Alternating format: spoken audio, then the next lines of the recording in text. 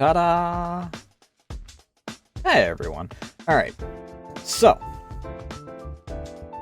as usual, welcome to Vtuber Vault, my attempted monthly show where I show off VTubers that I find interesting or look up to or are friends, feel like should get more recognition, etc., etc.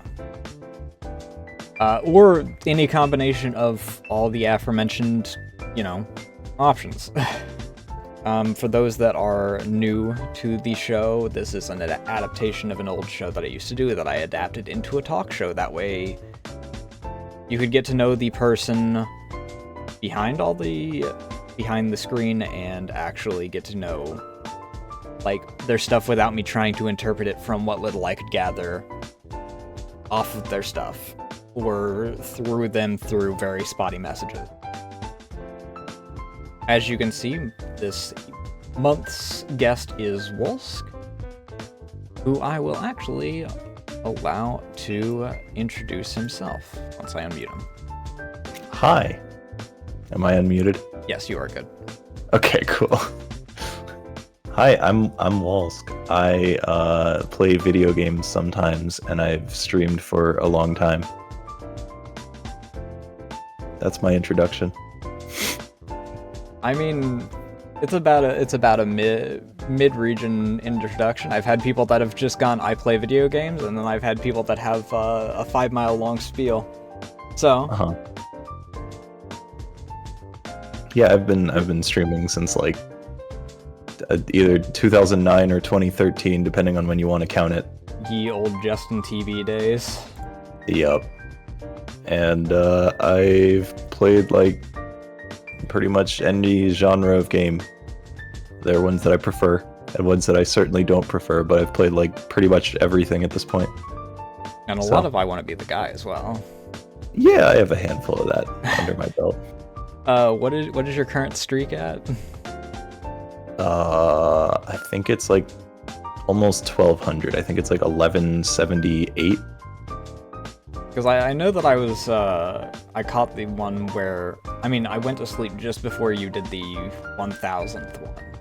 Mm-hmm. But I do know that I was around for the 1000th. Mm-hmm. Yeah, getting 1000 was exciting. But also, in terms of actual clears, I'm well beyond that. I'm past 2000 clears in general. So my streak count is way behind. Yeah, because you started doing streaks later because... What was the reason behind the streaks, actually? I don't recall the exact reasoning behind it, but I know that you'd been doing I Want to Be the Guy for quite some time even before that. Yeah, it was an idea that was actually come up by someone else in the community. We had Delphi, which is the site where you can play all the games, and they have a random button. Mm-hmm. And someone at some point, it was actually Den Farok, but name's not really important for this. He decided to what if we had this streak idea where you just play it, and every single time you beat 10 games, you get another skip, and you start with 3 skips, and you see how long it can go. And then at some point he tried to change the formula to based on what the game's difficulty is on Delphi, it has different point values and stuff, and when you get X amount of points, that's when you get a skip. I was like, this is stupid, and it's not worth it because the ratings are always a mess, and some games don't have them, and it's just I'm good with it as it is. So I just left it. I know that you've outright during certain streams mentioned ones that have a very high rating despite being significantly easier than ones that'll have a 3 for some reason, because it was done by 3 people and all of them are as experienced or more experienced than you, so they are a bit so they make it seem easier than it is. A lot of people also do it to flex, where they'll be oh, this is 30 difficulty when it's more 50, just so they can be I'm so good that I don't even see it as a 50. Jesus. That's how it is in a lot of freaking communities. People will be oh, you don't even play on hard in Toho? How dare you even think that you're capable of this? I did 1cc Legacy of Lunatic Kingdom on Lunatic first try. Oh, that's one of my problems with because like I've really gotten into streaming Souls games a lot. As much as it's a joke, it's also just the truth. And every so often I'll get people who will come in and be like the Souls flexers, which are rampant in that community. Oh yeah, I haven't had it for Souls aside from back in Dark Souls 1 when I was doing Soul Level 1 and that. And they were the more helpful type of flexers. They were like, oh, if you want like the way that you're meant to do this in order to do this, not the most ball-busting, painful way possible is this, and it's like, oh, okay, that's... I kind of wish that I'd found that out myself, but like, at least you're the helpful type rather than the, oh, you can't beat... freaking Salt and Sanctuary was where it was bad at for that. Because I wanted to do a pot run to waste time before... I don't remember what debut it was at the time. I know it was during the summer.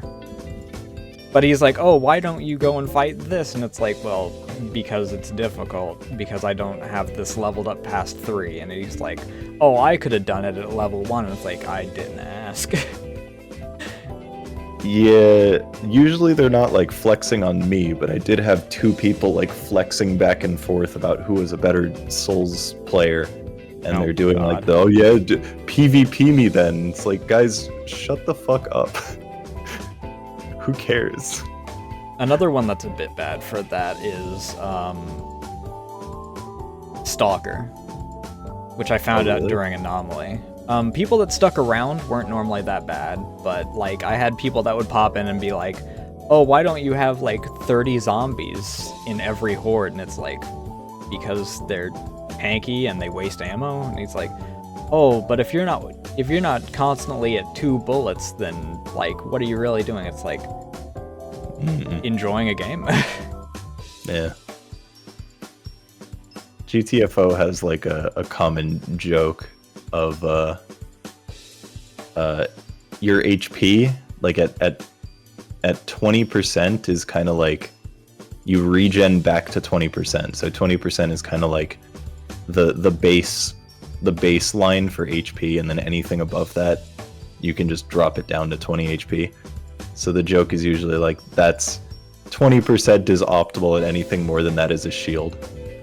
I'd always wondered about that because I'd noticed like in your runs, like, or anyone else's, that they're constantly like you make one mistake and you're being dropped down to next to nothing, and then I'm like, well then, like, what happens exactly when you get to a certain point? Is there like a buffer point, or? Yeah, so 20% is the part where all of your health will regen back to, but like certain enemies do certain percentages. So like a regular striker, just a basic enemy, will hit you for 12%. So then you're like 1 hit away from any of them from dying, or 2 shots from a light shooter or something, and it's just like you gotta pay attention to your exact percentage to know how close you are to dying when you're at 20%. How big of a risk it is versus like what the odds are of it being rewarding and whatnot. Yeah, it's kind of fun in that regard. That's Speaking why I like of the which, game. You've got an upcoming GTFO collab next week, don't you? Yeah, on Tuesday. They recently, well, I guess it's not really that recent. It was like early December, late November, one of those. They put out the final map objective update thing for the game. They still intend to do some like bug fixes, but it is, for all intents and purposes, the final update of the game, which is unfortunate. But are we talking final like most companies, or are we talking final like Terraria's final, where we swear it's final, but, you know, secretly we're working on stuff and everyone knows we are? It's final in the sense of they're actually just working on a completely different game. Oh, okay. So it is straight up the last update of the game. They're not doing more. Has there been any like talk about what the upcoming game is on that? Yeah, from the sounds of it, it sounds like GTFO-ish. Oh, ish. It's like got a similar-ish formula to how the game plays. I'd assume aesthetically and everything about it will be completely different, but there's definitely a lot of like our knowledge of stealth games and all this stuff will feed into what this new game will be, and will make it even better. But the problem is, like, they had a really good game with GTFO, and then they just kind of had a different vision for it than what most players wanted, and then kind of ruined the game and made a whole bunch of people lose interest. Oh yeah, I know that you've mentioned a few times, like, where they would just go off on, off of one side where everyone was saying one thing and they'd choose something else. Yeah, it was, there was no stamina system before, which means you could, like, sprint around everywhere indefinitely and just kind of, like, kite around enemies and draw them around the map and stuff, and it would be really fun. You could also do some parkour and climb on objects and do stupid things. And also bunny hopping, so you could, like, sprint and jump around to avoid waking enemies. It was always really fun. And then they didn't like that, so they added a stamina system and then made all of that stuff not work. Put invis walls, like, everywhere, even in places that didn't make sense. And, pretty much everyone I knew who really loved the game ended up just losing interest. Because I know that you and everyone that you play with, like, had points in time where you would, like, go and try and find like little outside the map areas. Oh yeah, it was so fun. And then that's one of my favorite memories for the entire game, is doing that. I remember one stream in particular, like, after a major update, and you tried, like, all the ones that you used to have, and, like, literally all of them had been blanket patched. There was one that the invisible wall didn't go, like, all the way to the edge, and you were trying to find that sweet spot on, but aside from that, you were, like, not pleased with how all of them had just been completely removed. Yeah, it's not a surprise considering where the direction of the game was going, but it's still upsetting. I remember seeing the original trailer for it, and I had intended to get into it, but, you know, that was around when money happened, and it just never happened. Similar to Phasmo. Yeah, but, I mean, speaking of Phasmo, I just played Lethal yesterday, and it's basically Phasmo plus GTFO. Yeah. And it's quite fun. We need to get our group together for it again. We went on a bit of a hold for that because Sarah caught COVID again and was absolutely dying. Oh, that's not good. Everyone, well, not everyone, but, like, both Sarah and Luna got COVID, like, in the past month, which is unfortunate. Damn. I definitely had, like, some sort of sickness while I was on a cruise. But I was just, like, wearing a mask, and I don't know, it kind of faded after a few days. It was honestly, I don't know if that sickness was COVID or something. I was around a whole bunch of people. Various people were getting sick, and some, like, even more sick than others. So there's definitely a possibility it was COVID. But much worse than that, I got, like, food poisoning pretty early on, and I was just, like, stuck. Was it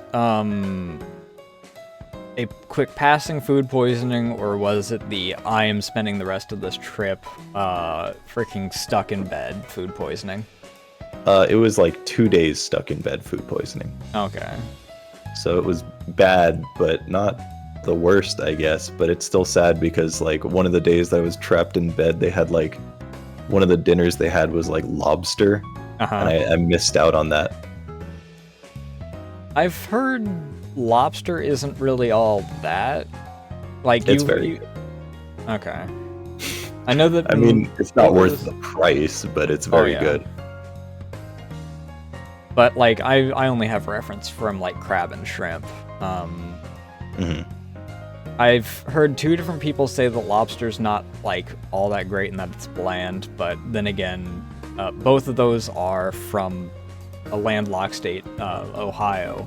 So, you know, it probably is just a refrigeration thing or something.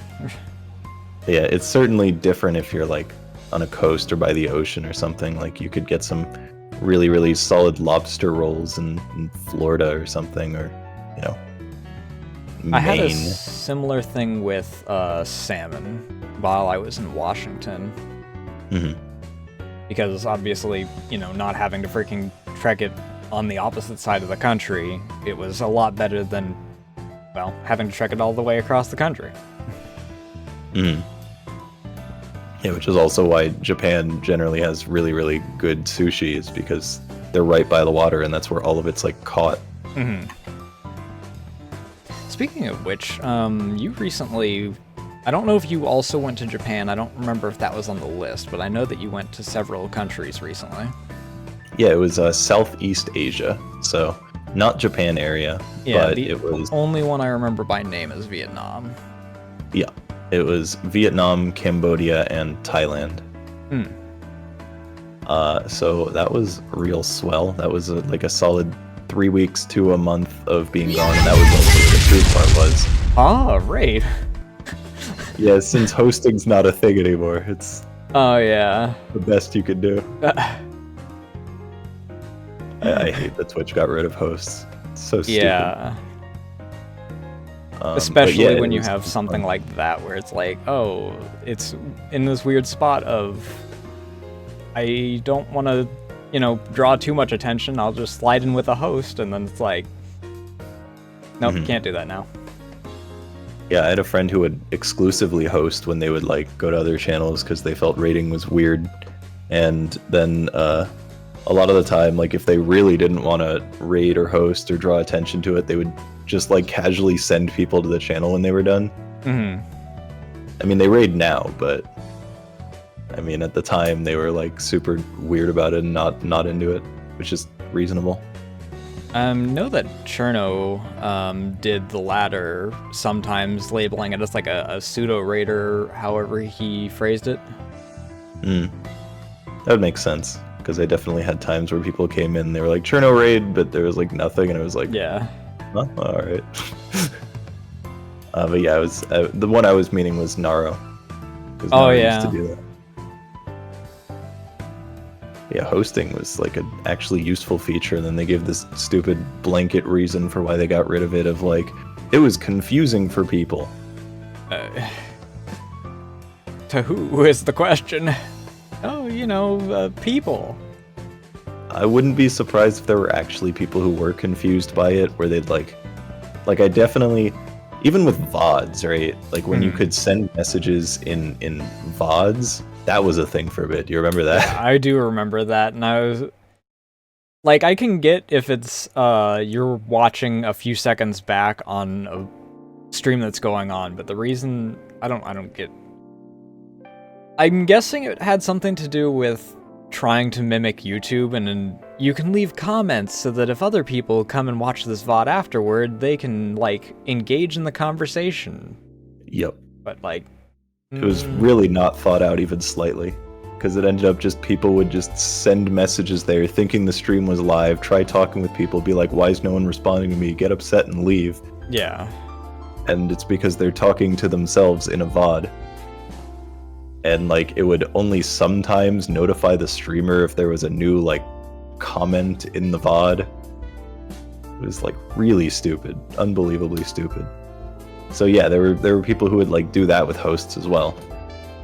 Yeah. But on the flip side, people would do things like Trihex hosting GDQ and then having like a sub-free chat where people could go and be terrible and racist. Oh, lovely. I mean, that's usually what people do when they have not any sort of gate. Yeah. Unfortunately.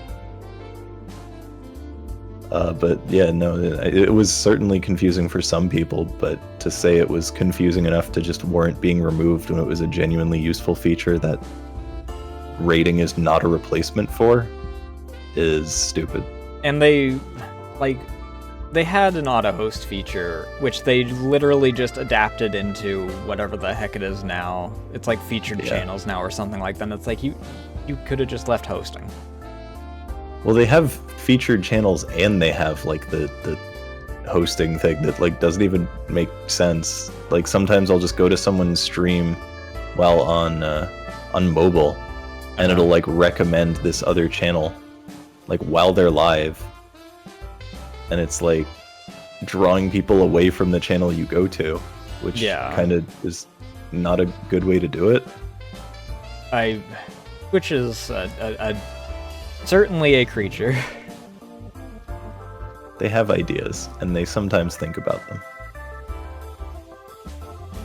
We do love that good old quote of Twitch has an allowance of one good idea a year. I mean, they're getting better now that they have Clancy, at least. Yeah, I mean, imagine having a CEO that actually remembers that he's the CEO of a company means that he makes decisions on the company. Yeah, and he actually streams sometimes and understands it.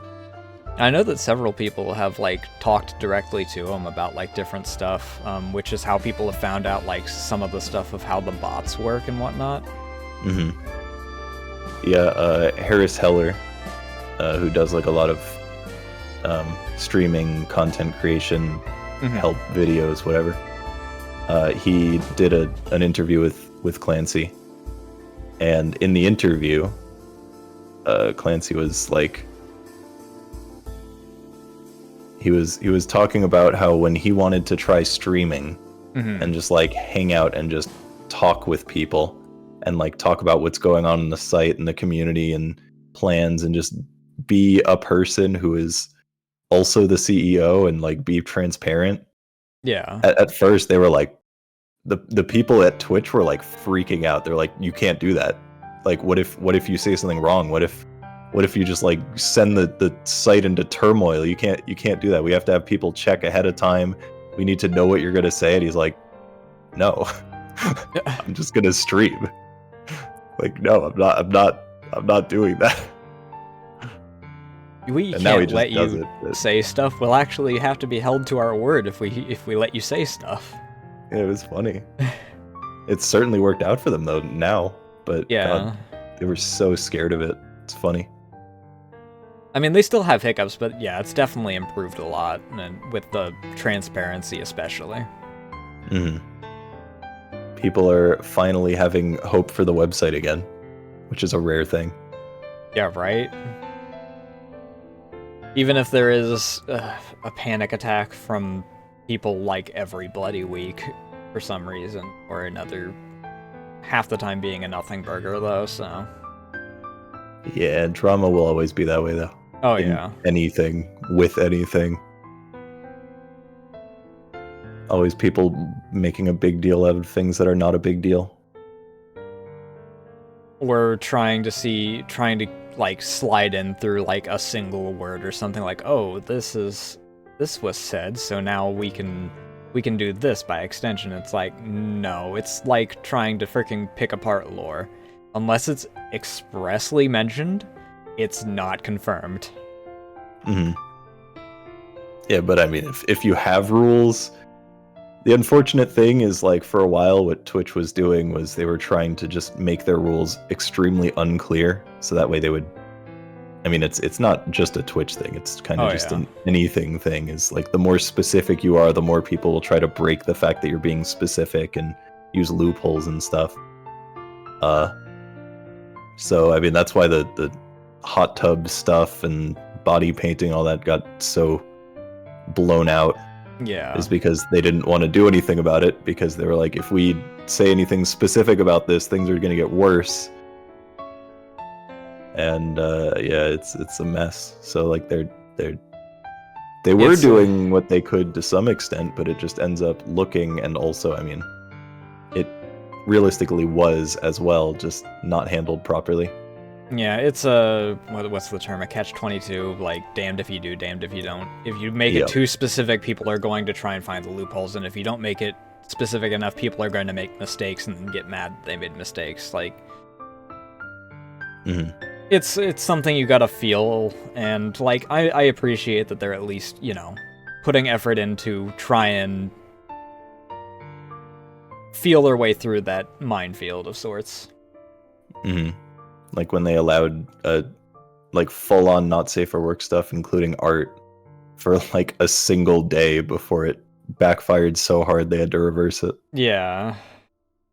Which, like, on one hand, I kind of wish that, like, it had freaking allowed, because I know several people that have to, like, boost up their commissions or what have you, because if they can't stream it. If they can't stream it, they're losing out on a portion of the income that they would normally be getting, or what have you. Yeah, I know people who have like additional percentages if you say it can't be streamed, regardless of if it's like not safe for work or just a secret thing. Yeah.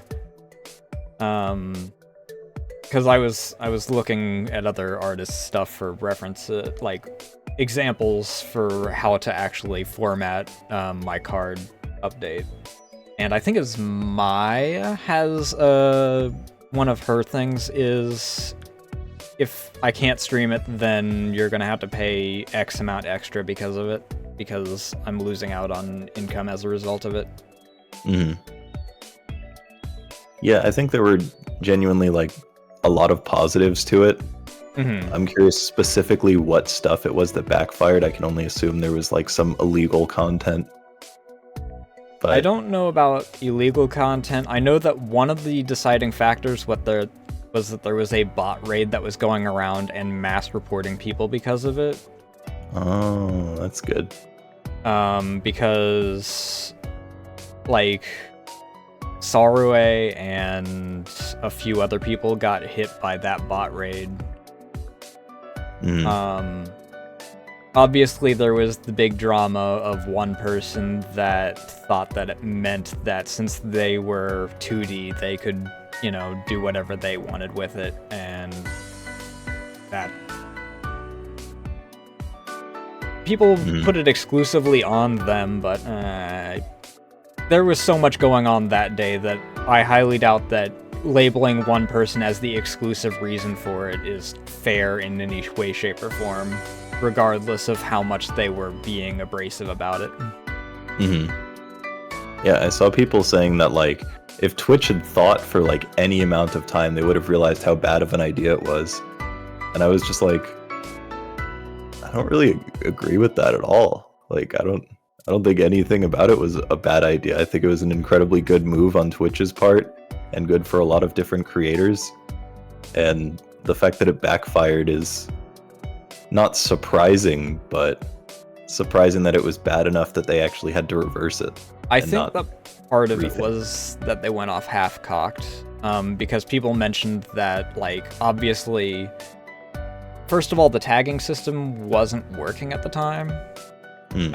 So you'd be just, like, you'd be just coming in and, like, a major stream, like, I think Derpixen was one, and there was one major Japanese artist, but both of them had, like, enough numbers to be on front page, and it was literally just full spread eagle on front page because of it.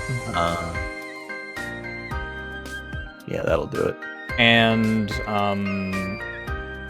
also, obviously the blurring thing, where they didn't implement the blurring system for marking it as a not safe for work art stream. I think that I get that they were probably doing like Cyberpunk, where, oh, people want this kind of thing to be addressed now, we've got to freaking push this out. And as a result, it came back and backfired because they didn't have everything lined up the way that it needed to be for it to work. Yeah, I do wonder if they'll, like, try it again at some point, or if they're just going to actually say, yeah, no, this isn't what we want for the site, and just leave it. I don't know. It's I guess we'll just have to wait and find out. I mean, YouTube allows, like, nude figure drawing, as long as obviously you're not just outright drawing, like, porn. I think that most people, like, that are outright not safe for work artists, tend to just stream on Picardo and Pixiv Sketch. Those are the two common ones. Yeah, one person I know of will have their Twitch stream up, like, showing part of what they're doing, and also have, like, a slideshow of their art and say, hey, I'm actually streaming the actual thing on Picardo. If you want to like actually watch the thing, go over there because I can't stream it here. I'll still react to chat though. Because obviously that's the thing you got to do if you're streaming on Twitch. You got to react to Twitch chat. You know? Yeah.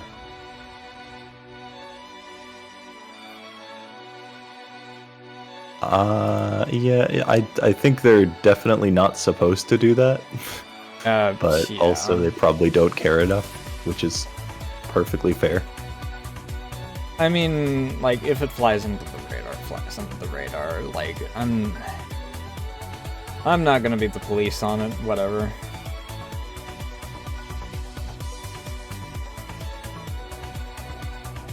It would be nice to see them try it again and then see if they can find a solution that doesn't get them immediately in trouble.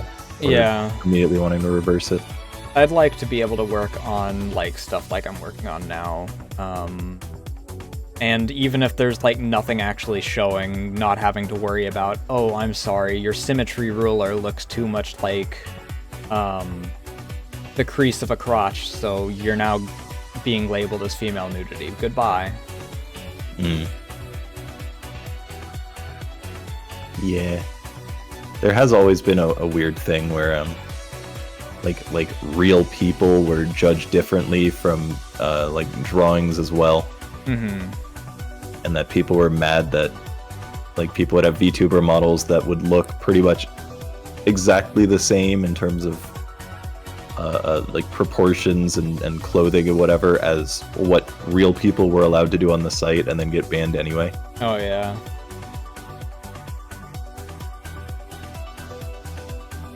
And then there's, like, even now there's still a few, like, things that are exclusive to VTuber models, versus, like, standard things, unless you're, like, specifically marked with certain things or something like that. I don't know, they're still working on it. Unfortunately, that's just the nature of where I don't want to freaking label it as this, like, VTubers are a relatively new thing, and which is a Western company, so they don't, like, have all this taken into account already, so they're, you know, trying to work with it with what information they have, so.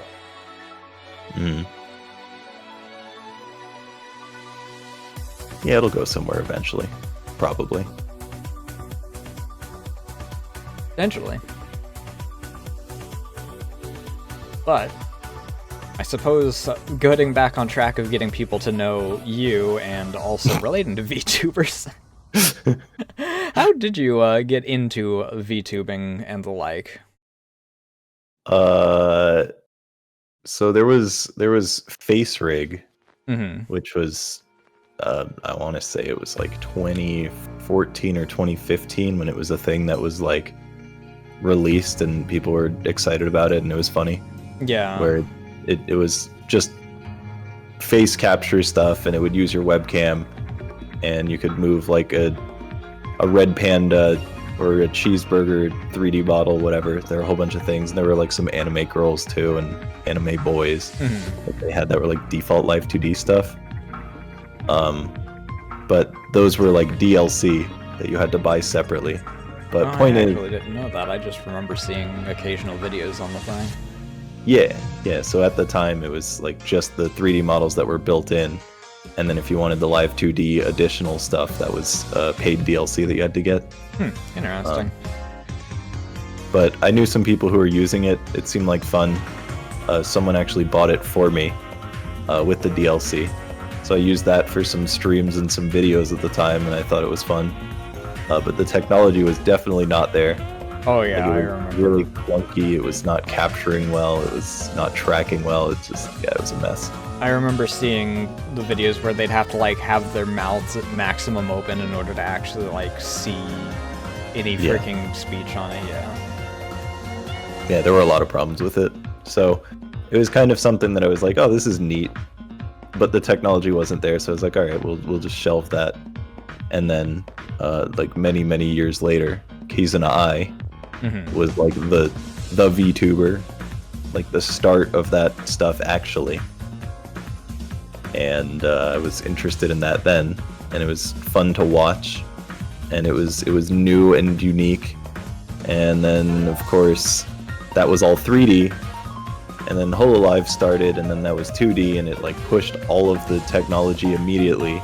But like without all of those steps, it wouldn't have gotten to where it was. So it was like, it wasn't like HoloLive started and then it was like, all right, I'm doing this. It was kind of like a slow build of like, oh, this is interesting. This seems kind of neat. Mm-hmm. And I like slowly saw the technology get better and better. HoloLive definitely did seem to help the technology, because I remember seeing like old clips of HoloLive, and like it's basically like the mouth's like a PNG. It just kind of freaking flip-flops occasionally, and now like everyone's so expressive and whatnot due to how the technology's enhanced. Yeah, so they had their own like proprietary software, which I don't even know what it is, but I'm curious to see how like advanced it is. But they have their own like HoloLive capturing software. Okay. And then of course there's Denshi that made VTube Studio. Mm-hmm. And there were like some other competitors who were also making things like that, but at this point, and honestly for a while, Denshi has just been like leagues above everyone else in terms of like features and consistency and I don't know, just tracking and everything. It's just really well made. So it's gotten so much better over time, just better and better. Like we can do a collab within the program. Yeah, and I don't have to hope for, you know, a Video Ninja to not have Wolsk disappear. We can actually both be in a collab together now. Yeah, and it doesn't look like a pixely mess sometimes. Yeah. So it's really cool that all of that stuff was done, and that the technology's gotten good enough to just join and take part. So I mean, I got the model. I did like a stream to raise money to buy a model. Mm-hmm. And Kraka and his then girlfriend helped me. Well, I guess Kraka helped me design it, and then she just made a design. Mm-hmm. Then I used that to turn it into a model and use the money from the stream to actually make it something. And originally the plan was to just do it sometimes, maybe like a 50-50. Do it where it's a mix of like when I'm playing fan games, I'm using the model because then I can like not have bright lights in my eyes and play better. Oh, which was also one of the main one thing, appeals. I don't mean to like call out on this, but her now. I don't know if you saw the announcement, but Kraka is she now. Oh no. Good to know. Yeah. And I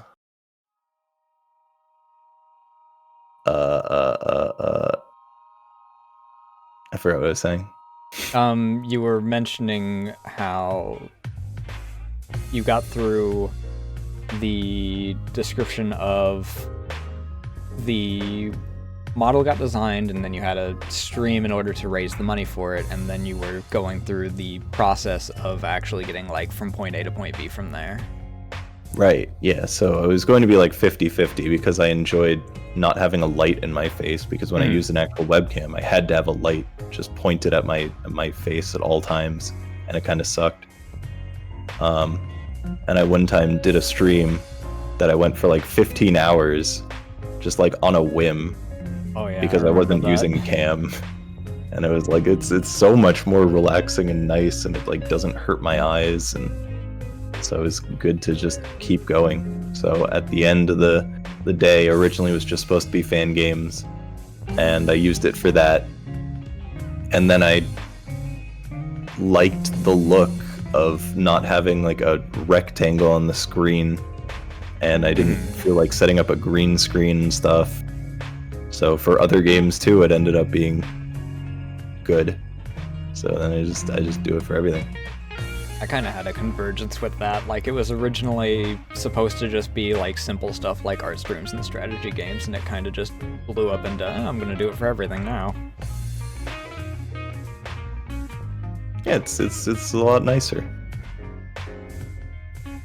It allows for having a face to the voice without, like, having to, you know, set up a bunch of stuff that people normally have to worry about, like you mentioned, the green screens, or, like, having to, you know, either put yourself in a corner or, like, having to have the entire area behind you cleaned up or what have you.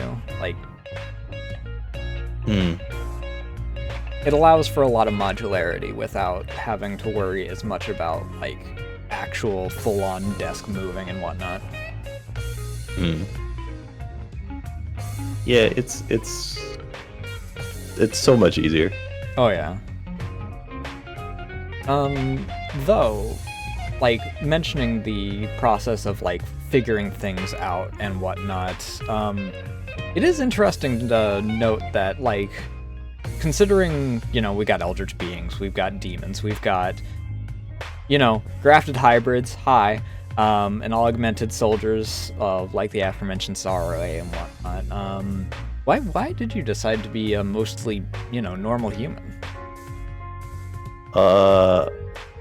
My feelings on it are, I don't feel like a lot of people like to have, like, a lore and a background and something to stand out. And I feel like a lot of people who get into VTubing and choose a model and do some, like, hybrid of, like, 4 different things is just because they want a way to stand out and have people notice them and be like, oh, you're all of these things, and that plays into your model, and then their model looks like a combination of so many different things. Oh, yeah, I've definitely seen that before.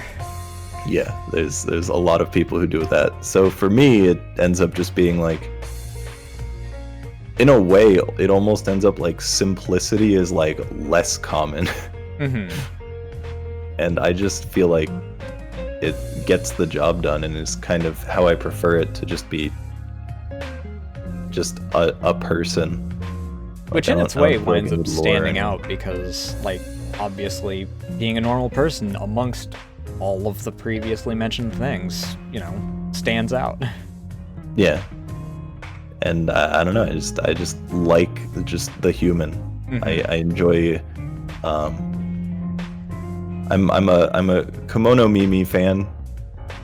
So anime girls, anime like cat girl, dog girl, whatever. And I'd be fine with, like, cat ears and a tail, but beyond that, it's like, I don't know, I'm good with just human. I don't know, maybe in the 2.0. I mean, if I remember correctly, there were hints of that mentioned at some point. I know that you have, either you mentioned it or Ovi mentioned it, but one of you mentioned that Ovi doesn't exactly like the spheres on the dress, and I think She that fucking hates them. I think that someone mentioned that, like, there was a potential 2.0 in the works since your, you know, 2-year anniversary has recently passed. Semi-recently. Yeah, September.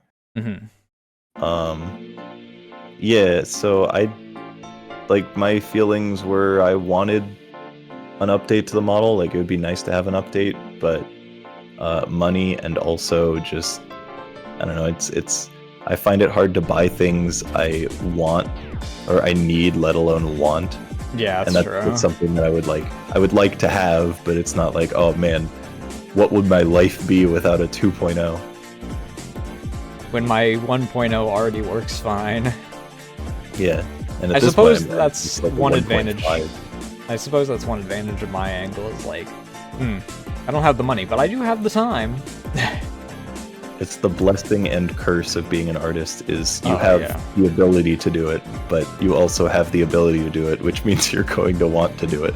Oh, yeah, I freaking have warned multiple people that are like, oh, I want to get into learning Live 2D, and I'm like, you don't. You do, but at the same time you don't, because once you do it the first time, you're going to be like, oh, but I could do this better this time. Oh, and I could do this better this time. And then you wind up like Juniper, where, like, the longest model that she has had is her first one, which was 6 months, I think. Oh. And then she freaking... The model before her current one lasted a week before she started work on the current one. The current one has lasted several months, but she's working on a new model now, which she's actually streaming the work on. Because she did that the other day before she went on a talk show. Yeah, I constantly call out Obi for that because she'll be like, I don't like this design. I want to try something new. And then she'll like make this full design. She'll like draw like various arts and be like, oh, God, I love this. This is so much better than my old one. And then after like a few months, she'll be like, I don't like it anymore. I'm going to do something else.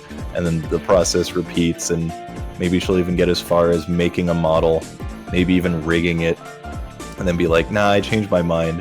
And it just always goes back to the one that she already has. Oh, it's yeah. Like, she's like, what do you think of this one? And I'm like, Obi, no matter how much I tell you what I think of this one, it's not gonna matter. Like, it doesn't matter. You've got to understand. I had a feeling that in the background it was like even more, considering like even on stream she's mentioned a few times like, oh, I started off with just this little idea of something I wanted to adjust, then it turned into an outfit, and then it came into this point where I wanted to do a new model, and then it's like, oh, but nah.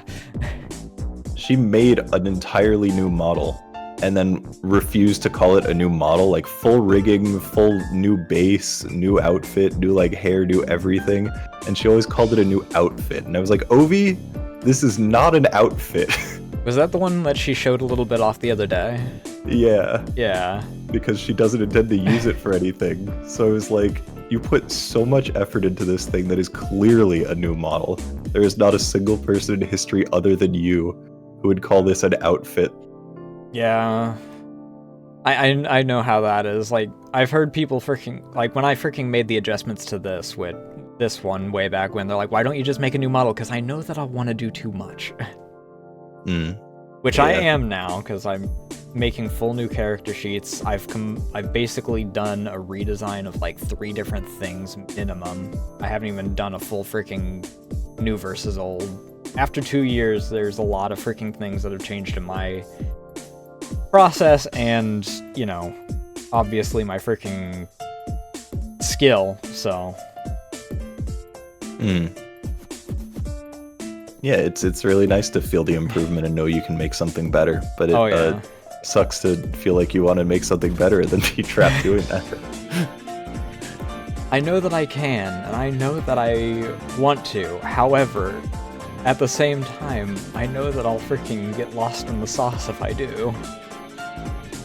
So basically what happened with Ovi with my model is she was doing things where she would like redesign people's VTuber models.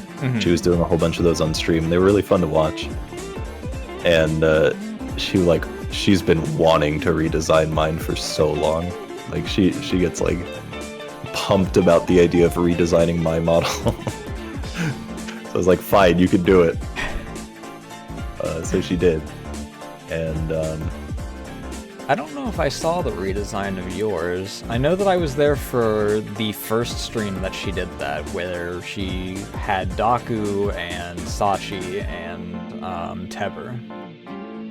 Yeah, so the one that was for me was, like, unlike the other ones, which are basically just like little chibis, she made like a full illustration, brand new design, and I was in the call and like giving my own feedback and ideas and stuff. So I gotcha. it was a bit more than those. It was more like actually designing something new and not just like a fun idea.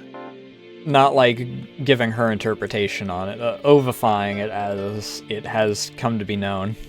Yeah, there was definitely a good amount of ovifying. But yeah, basically, she was like, I want to make you a model.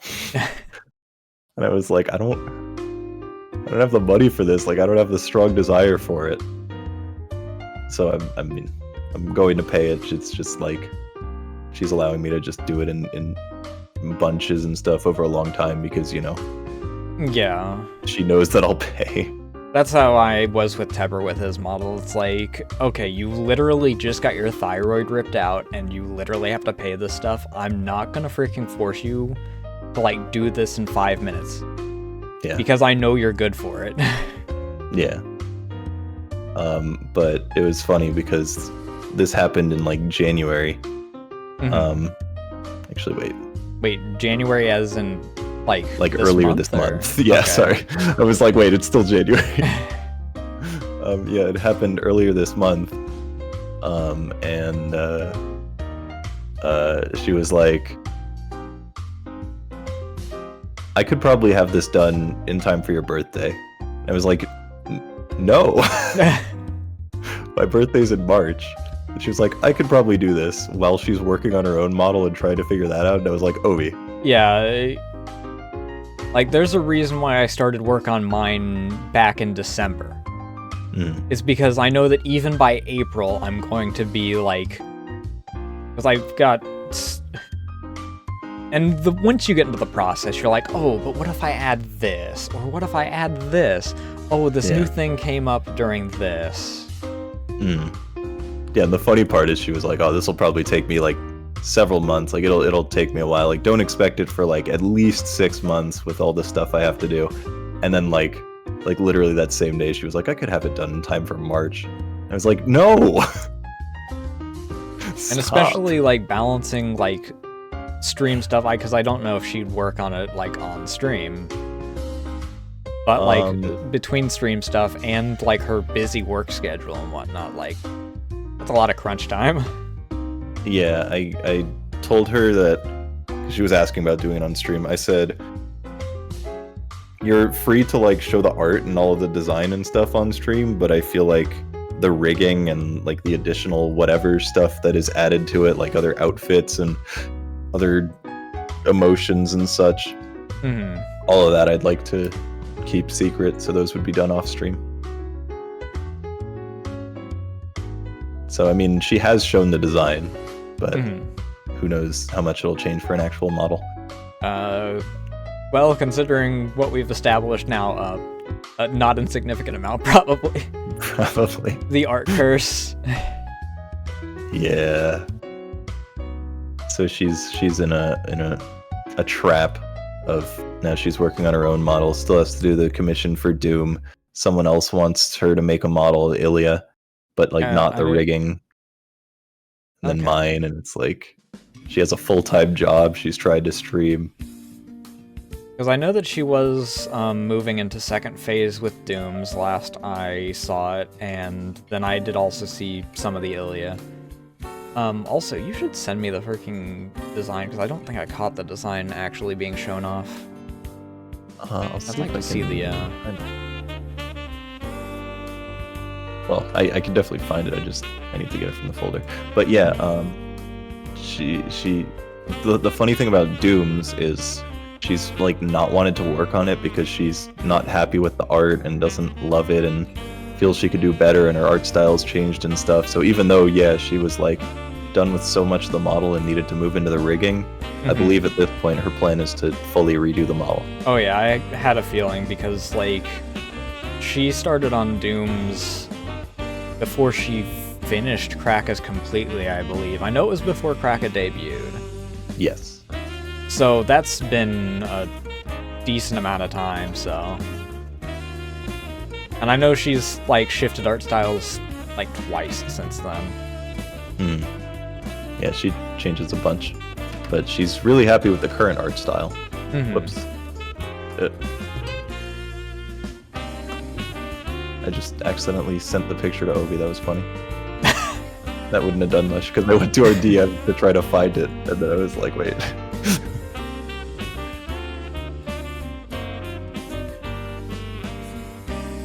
Yeah, so it's pretty cute.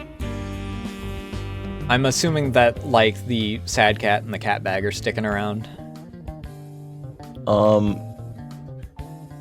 Yes and no. Oh, that is a lot of freaking... Holy. Oh, and you're getting a little mascot along with it. Yeah, so it's more like both of them got turned into the mascot more than they're like sticking around. But there are like random cats and stuff hidden around the model. I like that a lot. Oh, also, speaking of the cat bag, I know that I think you've told this story a few different times, but like, you know, having it on like record and whatnot. How did you come up with the cat bag in the first place? So there's a really, really old Korean MMO golf game called Kangya. And the game looked pretty awesome. but I had a friend who was super into it. And at the time I would like on stream I drew a whole bunch of like random Twitch emotes in shitty MS Paint. And those were fun. And I drew what is known as the papel, whatever, PAPEL. They're just like bags that look like cats, and they're in that game. And they're your caddies. They hold your like golf clubs and stuff. Oh, that's cute. Yeah, I'm unsure if it was supposed to be a pun or if it just turned out that way, but she would always call them cat bag. I gotcha.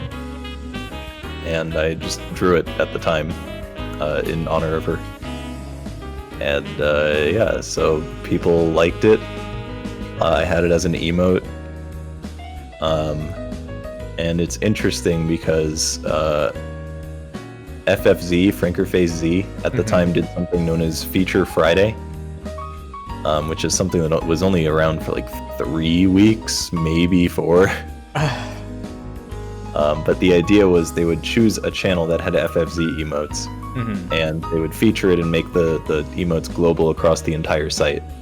Interesting. Yeah, so it was a really neat idea, and people would have some fun with it, and like certain emotes would get like used a lot. And I was interested in it, so I sent a DM to Dan. I didn't know Dan at the time, but I knew he was the FFZ guy. So I sent a DM and was like, hey, what would I need to do to be part of Feature Friday, because it seems like fun. And he was like, I actually really like your emotes, except for this one. Change that one. So I could just put you on the next one. And I was like, oh, okay then. So he put me on the next one. That was with like the shitty MS Paint emotes and the cat bag. And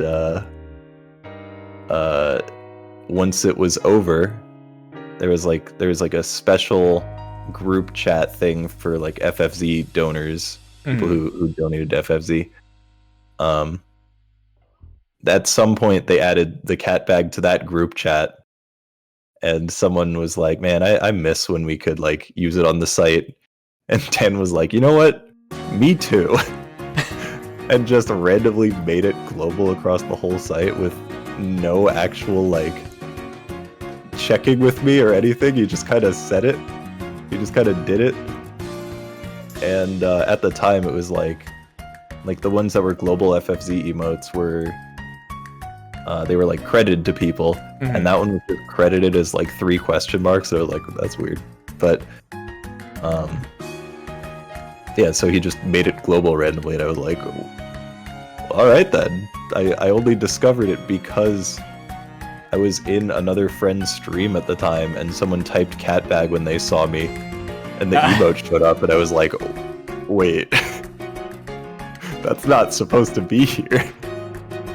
And it's kind of, at least amongst like our circles, become a little bit synonymous with streaming, because I know that Seraph has the streaming channel labeled as Cat Bag, and I think Frube did as well at one point, at the very least, if not still.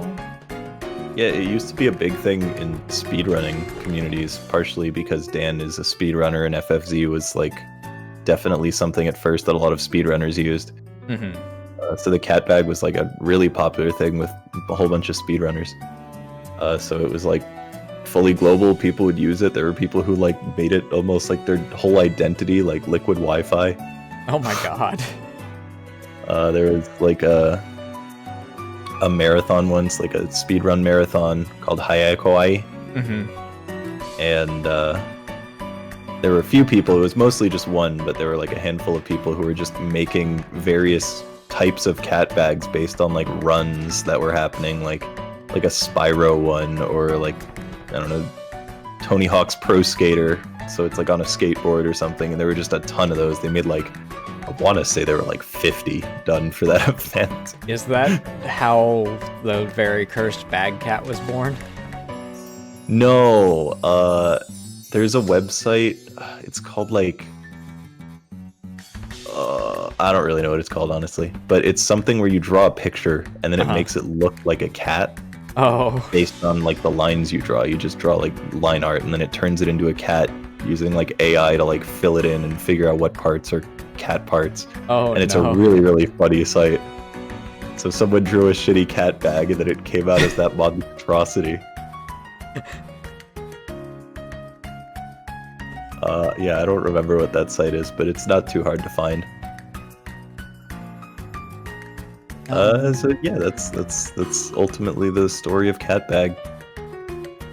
The icon. And the related icon of sin. I suppose that the first thing to bring up on the way back in, considering we ended off with art and 68 gang stuff, is how did you wind up meeting Ovi and Miral? I don't know which one of them you met first, but as I recall the story, and obviously correct me if I'm wrong, Ovi and Miral met each other through Ian Vtuber's server. And you and Pahi sorta knew each other before then through fan games. Yeah. So how did the two halves of 68 gang wind up converging? Yeah, so Pahi and I originally found him because he was streaming the original I Wanna Be the Guy. Mm-hmm. And obviously I watched and played those. So I was like perusing the directory and saw someone new and was like, oh, who is this? And they were entertaining, so I watched a whole bunch and stuck around. And at the time they figured I was just some random partnered streamer who was just coming in and then I'd never show up again, and then when he played something else I was like, still there. So I like stuck around for a long time and he was like, oh, I guess I'm stuck with him.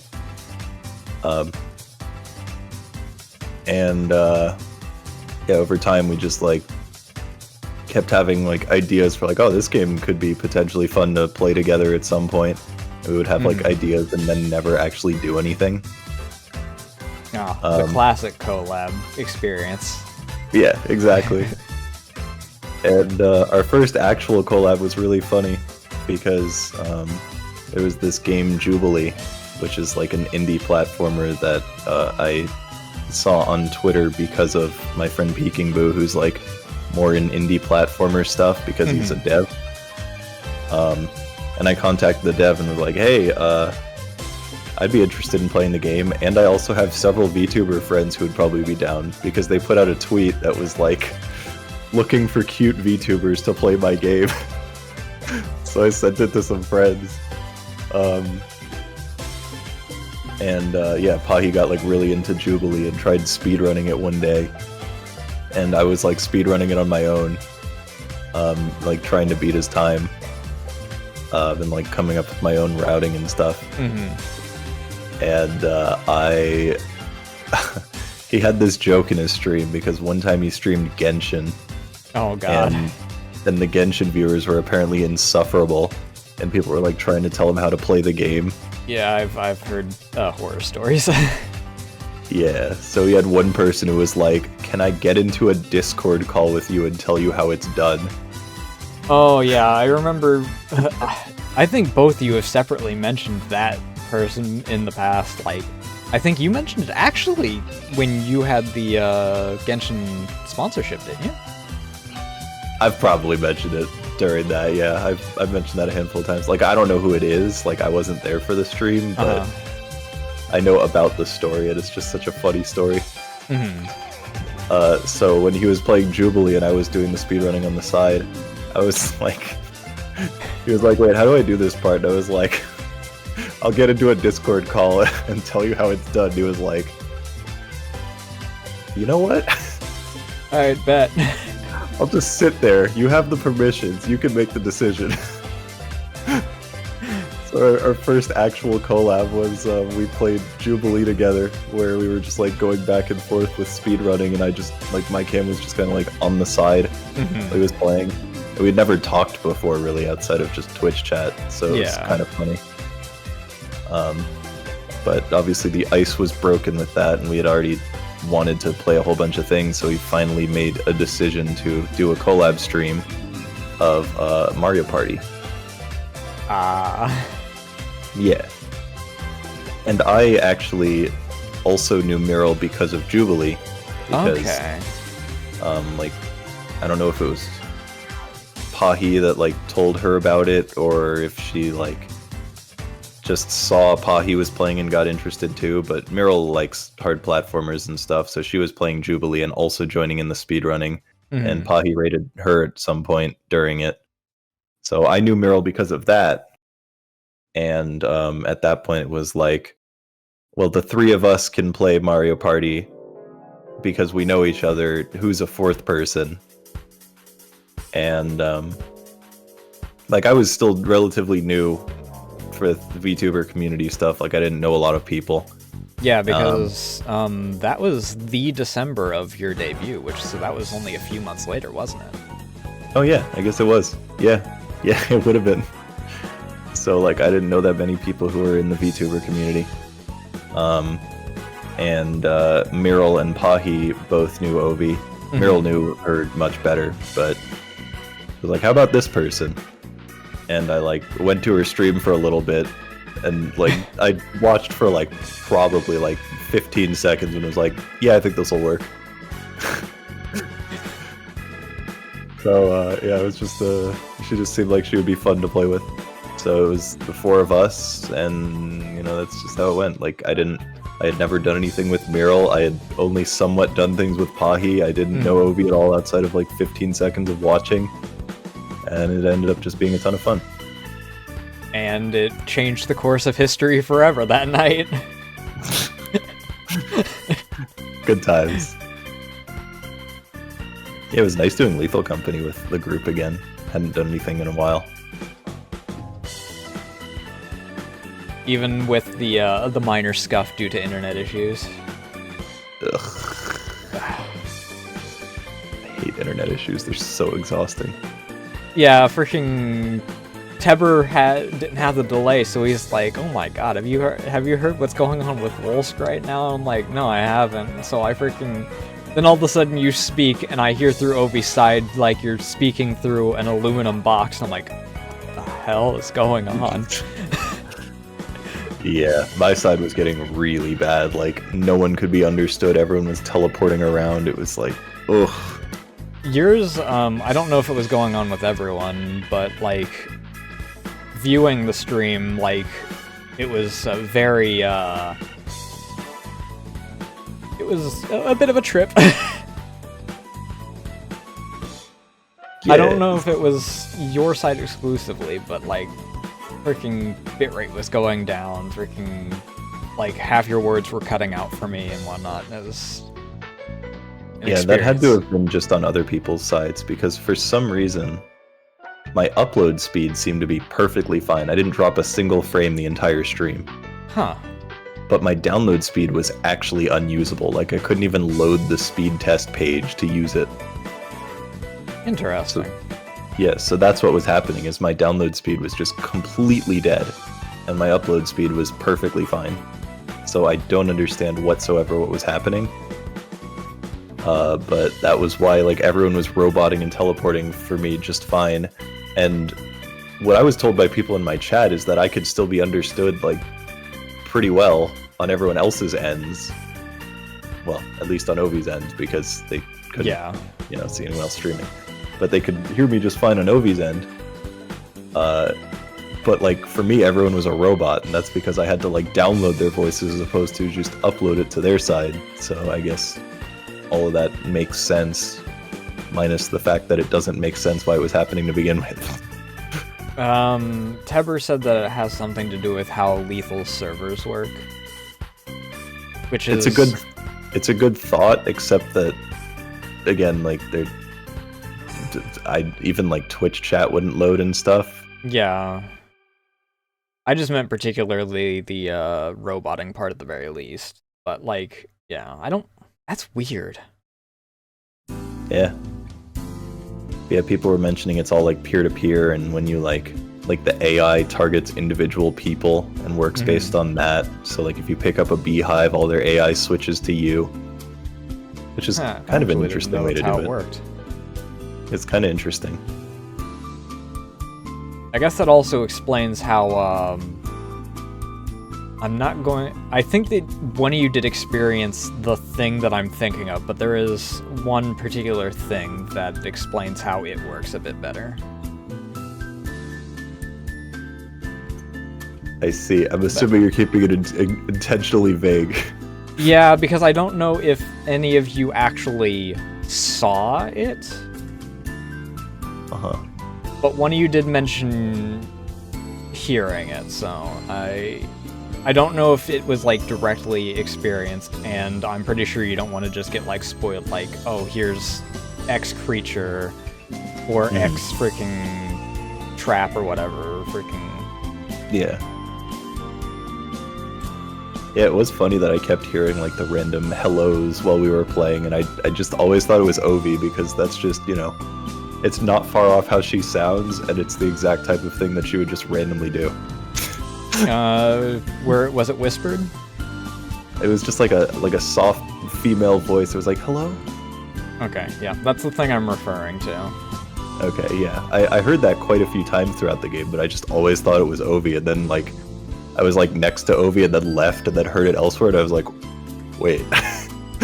Yeah. That's not right. Hearing it multiple times is interesting. Yeah.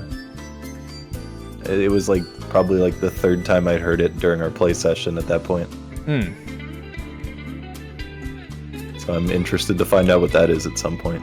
Yeah, I am Weedham Boys' designated, freaking person that winds up getting that experience. See. Interesting. But I look forward to when you find out more about it. Yeah. So a little bit of a spoiler is I'm actually playing more tomorrow, a different group, because I was invited by some German friends to play. So the plan is to do that tomorrow. So based off of time zones, what time about is that? It's going to be around 1 p.m. MST, my time. Okay. And So I'm probably going for like maybe 5 hours. So that's 3 p.m. EST? Because MST is 2 hours off, right? Yeah. The only person I have that I'm friends with that otherwise that is an MST is Mark, who is flip-floppy because he's in Arizona, which doesn't experience daylight savings time, so that's... Yeah. Kraka used to be MST, but not anymore. Like a little bit. What is her time zone currently? Is she Central? I think Central, yeah. Pretty sure. Central's a larger area than I thought. It's also a time zone that I often forget about, because it's the one that I never think about. I mean, I luckily have Teber and partially cracked, I mean, obviously freaking... As was evident during the first Vtuber Vault, I wasn't exactly actively thinking about it, that's why we were an hour late that episode. Yeah, it'll happen. Time zones get confusing. Which is why I kept specifying EST, because I'm like, if I don't do it, then we're gonna wind up with that issue again. Yeah. Well, I would have asked anyway, don't worry. I was thinking the same thing. Yeah, that's fair. I've gotten so used to having to organize that stuff. I was like kind of losing my mind when I was talking with Swoots about organizing a GTFO collab, and he was thinking that Crack and I were in the same time zone, so he was like, oh yeah, it's going to be this time. And then when the time actually goes up, it's an hour off, and I'm like, oh, Swoots. Swoots, please. But it's like, it's still fine, it's just like, bruh. The joys of experiencing a wide array of time zones. Yep. I think I've organized a collab with like Australia and Japan and Europe and America all at the same time. Yeah, I haven't had that wide range, I've had Philippines to US. I've had New Zealand to US. And then one that was a weekly thing was the UK, Iran, and the US. Three different time zones of the US. So that was that was a fun one. Much easier to organize with like people in Asia because of my kind of schedule. Oh, whereas yeah. like people in Europe, it's like a fucking disaster. I can't make that work. It's so hard.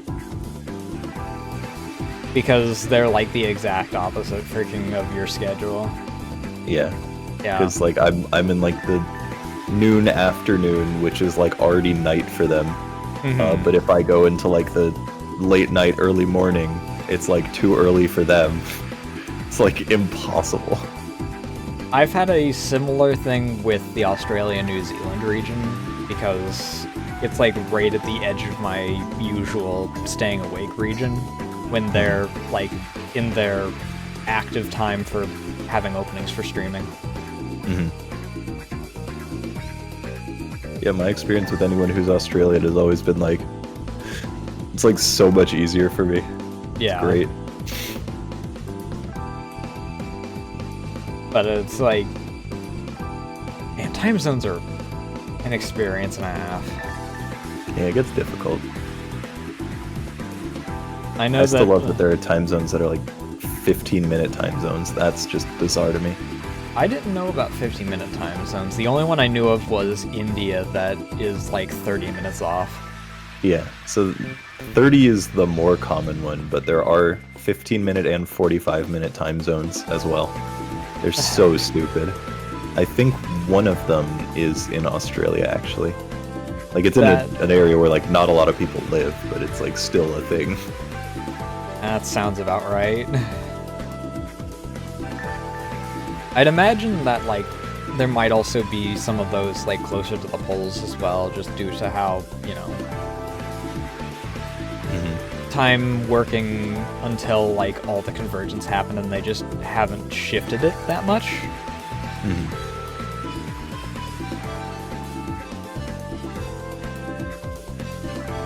Though, speaking of big cross international type stuff, I know that you mentioned a few months back that you were recently got a job relating to like streaming and setting stuff up, and I'm assuming that you're still like with that group. Any major projects that you're able to talk about in regards to that? The one that was in regards to actually streaming, well, I mean, there's been a handful of things. Like, it's never with one company. Like, I do freelancing stuff. Okay. So I do freelancing for like live streaming, consulting, video editing, even proofreading and stuff. Just like whatever skills that I have, I just have listed down, and then I can help with whatever. Gotcha. So there is a YouTube channel that I make like 4 videos a month of like Minecraft tutorials. Huh. And that's been quite fun, and I enjoyed being able to like have some sort of creativity and do video editing, which normally I don't do because it just is so time consuming for such a little return on any sort of effort you put in. Yeah. Whereas doing it for other people and getting paid immediately, it like alleviates all of that and just lets me kind of be creative and do it and have some sort of schedule for it. And then like once it's out, I don't have to worry about like, oh, how did it do? Yeah. Granted, I have to worry to some extent, like if the videos are bad, they're going to be upset, and you know, like if no one's watching them, then eventually they'll like not need me anymore. But it's not like exactly how well it does is directly related to how much I'll make from the video, you know? Yeah. So, and like, if they like, obviously if it's bad, they'll like either give up or they'll like stop because it's like, oh, well, this isn't working, so we'll try somewhere else or something. It's like, you have to have some care, but at the same time, you've already been paid, so it's not like you're relying on it as the source. Mm-hmm. Yeah, so I do that, like 4 videos a month, as well as 4 shorts a month. Sometimes extras if they want like a special one.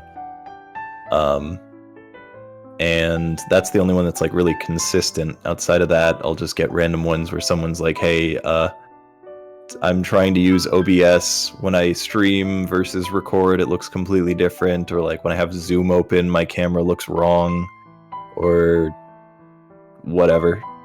Or I do this event and I need someone to coordinate the stream side of it. There's one that I think about so often that I think would have been like an actual perfect fit for my skills, and like the one freelance job that I was like, God, I want this, that I never got a response to, which made me sad. I know that experience. Yeah. It was they had a website that was like cooking live streaming.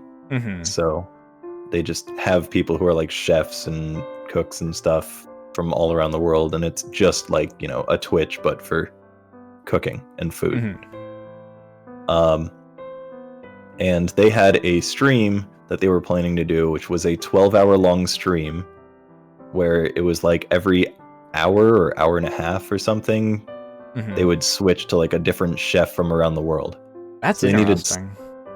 So they needed someone to like man the stream and like handle all of that stuff for 12 hours. And it's like, that is like, not only do I do those kind of streams all the time, like partially, you know, as an entire event that lasts for 4 days every single year.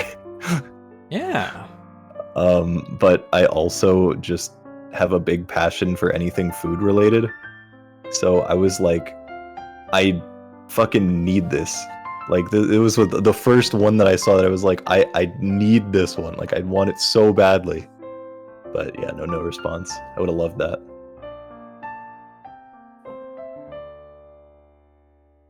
I mean, obviously I'm gonna freaking now call out the freaking event that you're referring to. How did Fan Game Marathon start, though?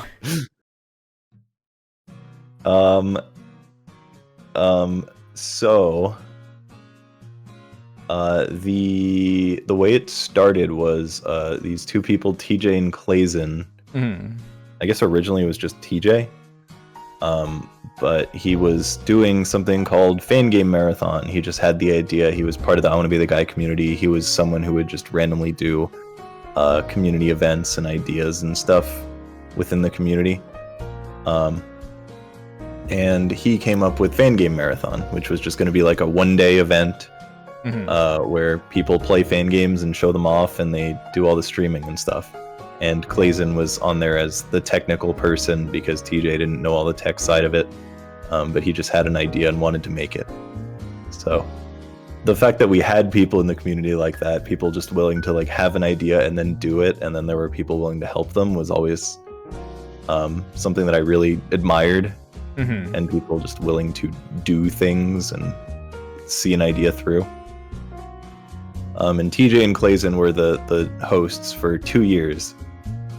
And then they stopped, and then someone else who's like a big, well-known person in the community, Patrick, he took over for 1 year, and then was like, yeah, I can't do this again. And then I was like, well, I was on the tech crew since the very beginning. Like, I know how this stuff works. I know how to do it, like, better than most people who are currently doing it. And I have the stream experience, so, like, I guess I'll take it. Because I love the community, and I always wanted things to give back. And a lot of people make games as a way to give back, but I don't do that. So for me, it was like, this is a way to give back and make the community thrive in some way and let people show things off.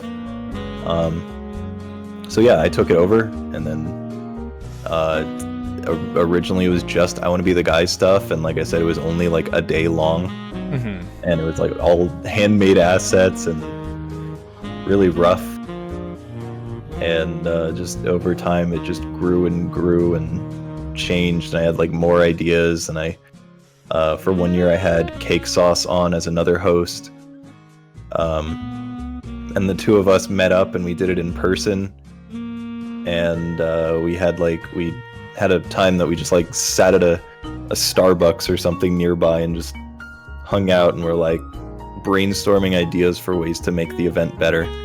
And that's when we came up with the idea to expand it to other non-I Want to Be the Guy communities. And from there, it was like any fan game community. So like, you know, Mario World ROM hacks, Mario 64 hacks, Monkey Ball hacks. Monkey Ball's Metroid. a really popular one. It's so good. Those are absolutely my favorite ones to watch, just straight up. Like everyone on the tech crew, that's like their favorite one to watch. I've seen, yeah, they're wild. Toho is also a really big one that comes along in. Yeah, we got a lot of Toho fan games.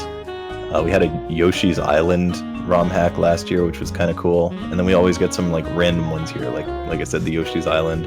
There's some like Gradius hack.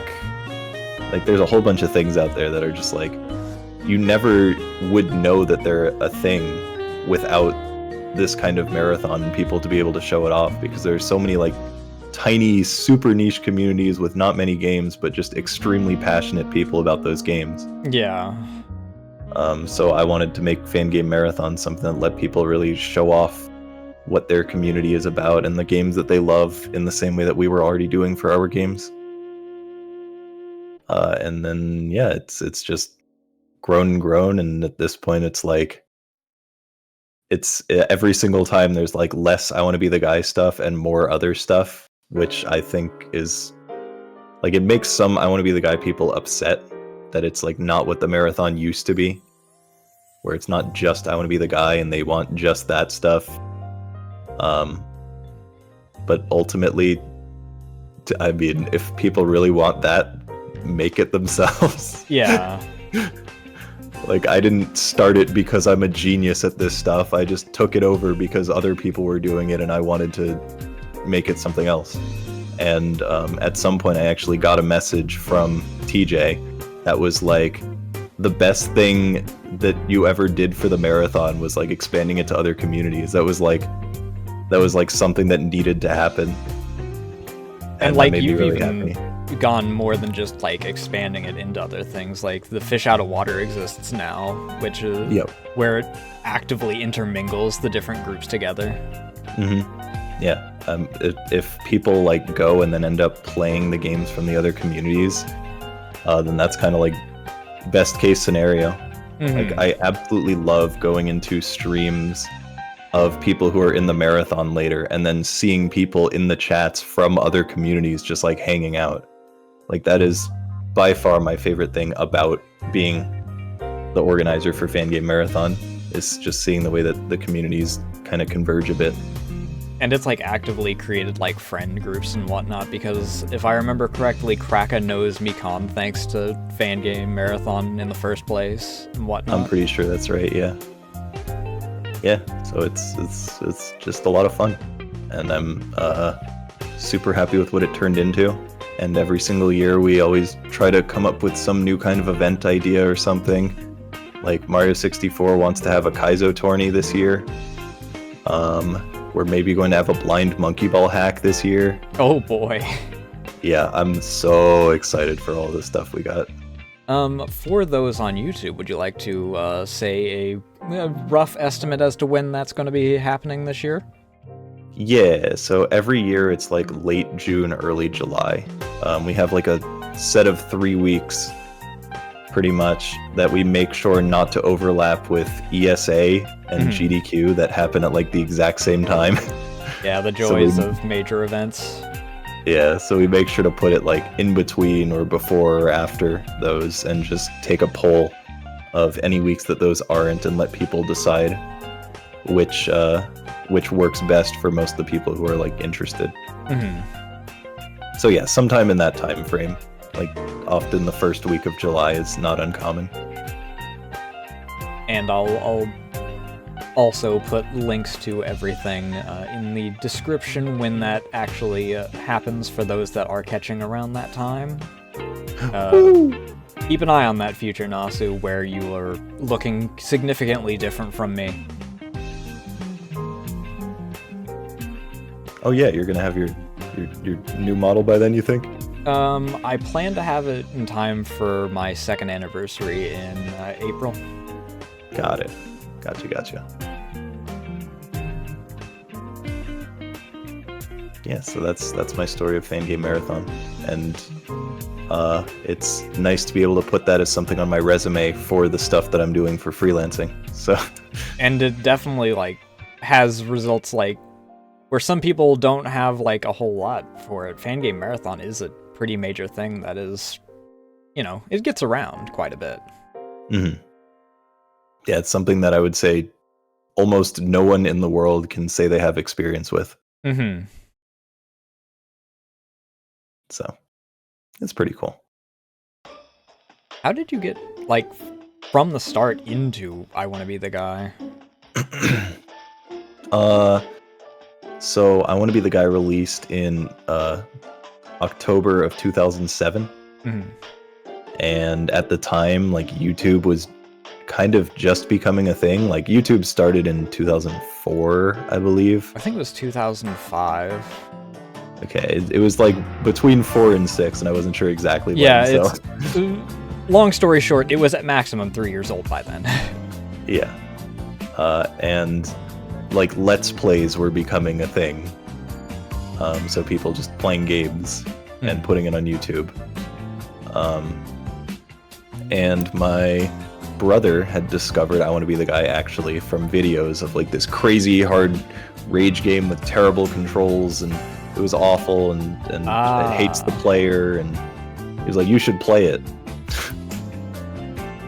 And I ended up, liking it a lot. I was terrible at the time. Like, a lot of people get this impression that you're just like good when you start if you're playing them now and you're good.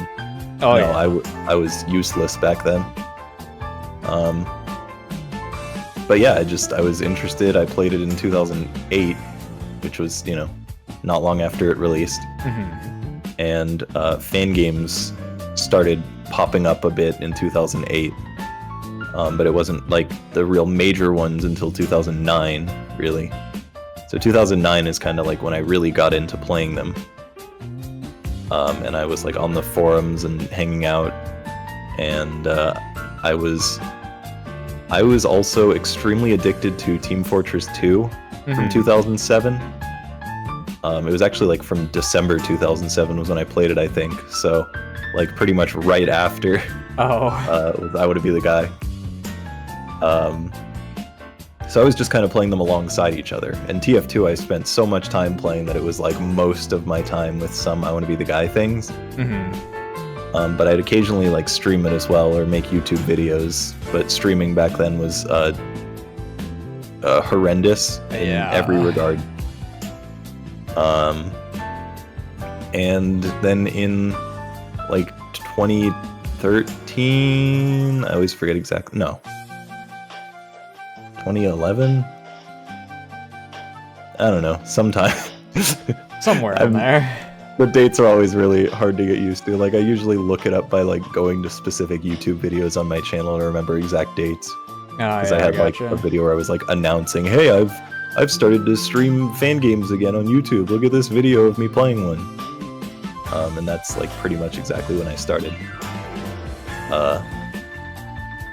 So then I just went actively from then rather than sporadically. Mm-hmm. So I've usually say I've been like actively streaming for that long, but in reality I've been streaming for far longer than that. So what was like the deciding factor into getting into streaming in the first place? Like, I know that some people like have it as an archive, or like because they like, my reasoning is so I have peer pressure to actually finish stuff rather than having a pile of unfinished drawings, and also to help with my social anxiety. Mm-hmm. I'm assuming it's not like the money thing, because like obviously it was early enough in the infancy of most of the stuff that like that wasn't exactly a big thing yet. Yeah, no, people were like, "Oh God, you got to get into streaming because look at all these people making it rich as streamers." No one made money streaming. Jesus Christ. Yeah, people did it because they liked the things that they did and wanted to share it. But like, so what was the reasoning? So I actually, like I said, I was doing YouTube at the time, Mhm.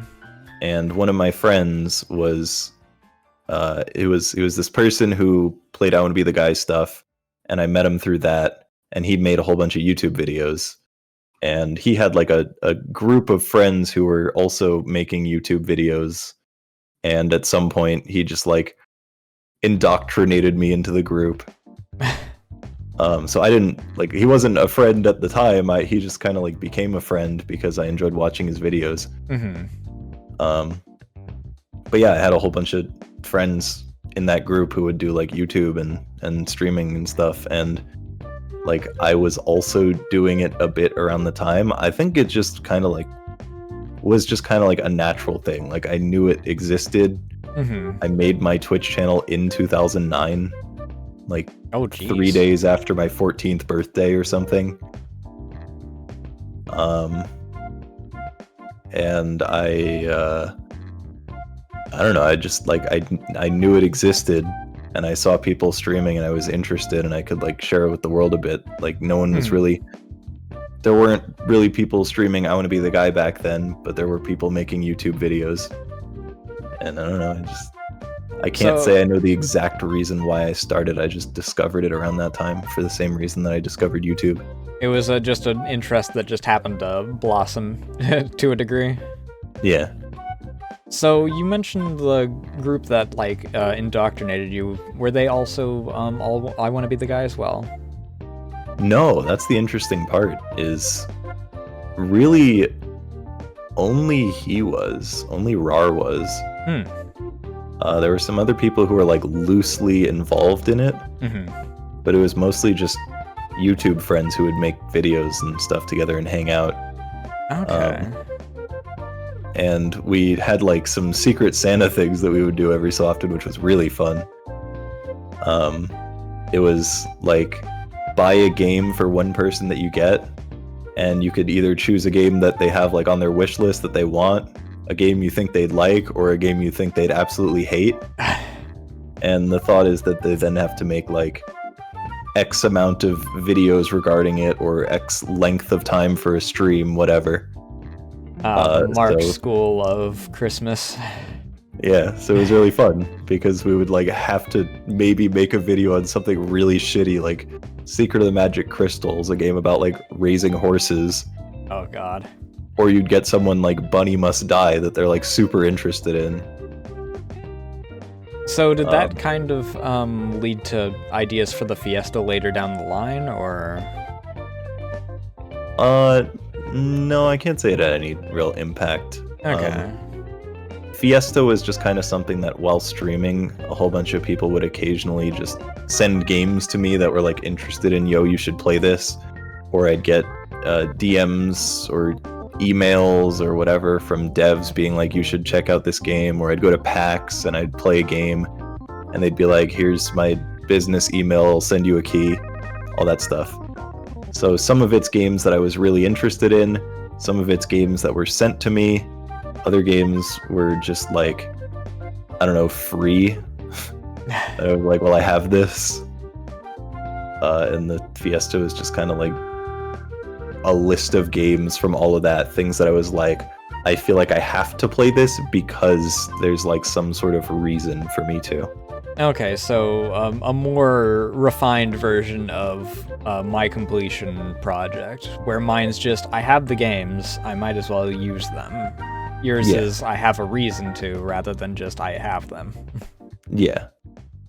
And I'd like to, also do that with some games that aren't on the list at some point, but I'd like to work through this list first and foremost. Yeah. But I have like so many Steam games and I'm like, there are a lot in there that I would definitely like to play, and it would be fun to just go through and be like, I'll add this one to the list and this one and this one, and then any game I choose will be something I have some interest in. And Fiesta went a little bit on hiatus technically for a bit. I don't know, Yeah. Like due to stuff IRL or just, burnout, or what was that? So the exact reason was that I when I first made it, I randomized the list of games. Mhm. So all of the games I took, I put them into a list, and I just randomized the order, made a spreadsheet, just went down in order of the random list that it gave. Okay. And that was with some caveats, in the sense of there was the Mario 3D All-Stars game that has 64, Sunshine, and Galaxy. So 64 I'd played. I can't remember if I actually put 64 on there or not, but either way, the caveat was like for that one it had to be in order of 64, Sunshine, Galaxy. Okay. Interesting. So wherever they showed up, if there was one of those 3D Mario games, I'd just make sure to put it in the right order. And then once I got to the VR section, I just randomized all of the VR games together and just put them in one long section. Yeah, I do remember the VR segment of the Fiesta. Yeah. So the reason for that was VR is like such a hassle to set up. Yeah. And at the time, my entire setup was like so suboptimal for VR things. And it was like a pain. Like basically I was using a laptop as my streaming PC. And if I wanted to do VR, I'd like pick up my laptop and move it across the room into a bigger area and then hook up all the VR stuff to the laptop that would like, it was strong enough for it, kind of, but it would also like fry itself. So I like had to have it on a fan on the floor, and it was like really, really suboptimal. And the birth of the Mandela effect. Hey, I remember you playing Half-Life Alyx. Yeah, exactly.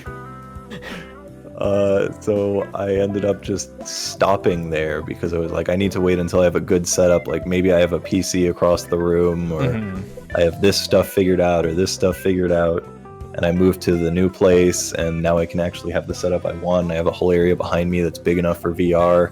But then I had to buy like extension cables, and I had to buy those USB hubs that I linked you earlier. Yeah, I've seen like how people are when they like exclusively do VR, and like they have entire studios in order to be able to do half the shit that they do, and like like how do you have the money for this? Like I get that like once you reach a certain momentum you can like keep it up, but yeah, you had to start somewhere. Yeah, so currently it's like I have the headset, I have the cables, I have the setup that I want, I have the space. The only thing that I'm missing is actually setting up, like I even have the things calibrated for like my room setup. So I got even that far. The only thing I didn't do is find a way to like be able to see chat in VR and actually like do streamer things while using VR, which that was actually another thing. Is when I had the previous setup and I did have a PC across the room that I could use, is that thing that would actually let you monitor all of it called XS overlay. It was like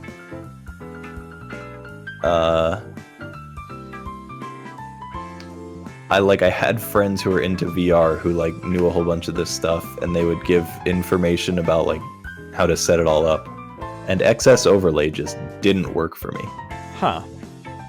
Which was like the thing everyone used. Okay, so it is the one that people use for VRC, because I just know that like there's one that works for VRC, and then like it seemed like people use different ones if they were like doing Beat Saber or something, but I wasn't sure. Yeah, so I mean Beat Saber has a lot of mods on its own that you don't need any of this stuff. But yeah, VRC and pretty much any VR game will work with XS overlay. I got where you just set it up, and it's like a really, really cool program, except that it literally didn't work. And yeah, I don't know if it was because of my GPU, I don't know what, like, I don't know, it just never worked. It would like kind of work, and then it would crash, and then everything would reset itself. So even though I almost had a setup that I could have done it back then, because I couldn't use that, it meant I couldn't actually, you know, stream with it. And the pile of, I'm assuming based off the fact that you never got it like fixed, the pile of, hey, I'm running into this problem, oh, I'm having that problem too, and no actual answers. Boy, I wish that was the case. No, I didn't even get other people having the other issue. I was gonna like bug report it, but I never actually got around to it. I was even thinking about at the time like just refunding the Steam game, well, Steam software, but I didn't end up doing that because I was like, it'll probably be something I need at some point.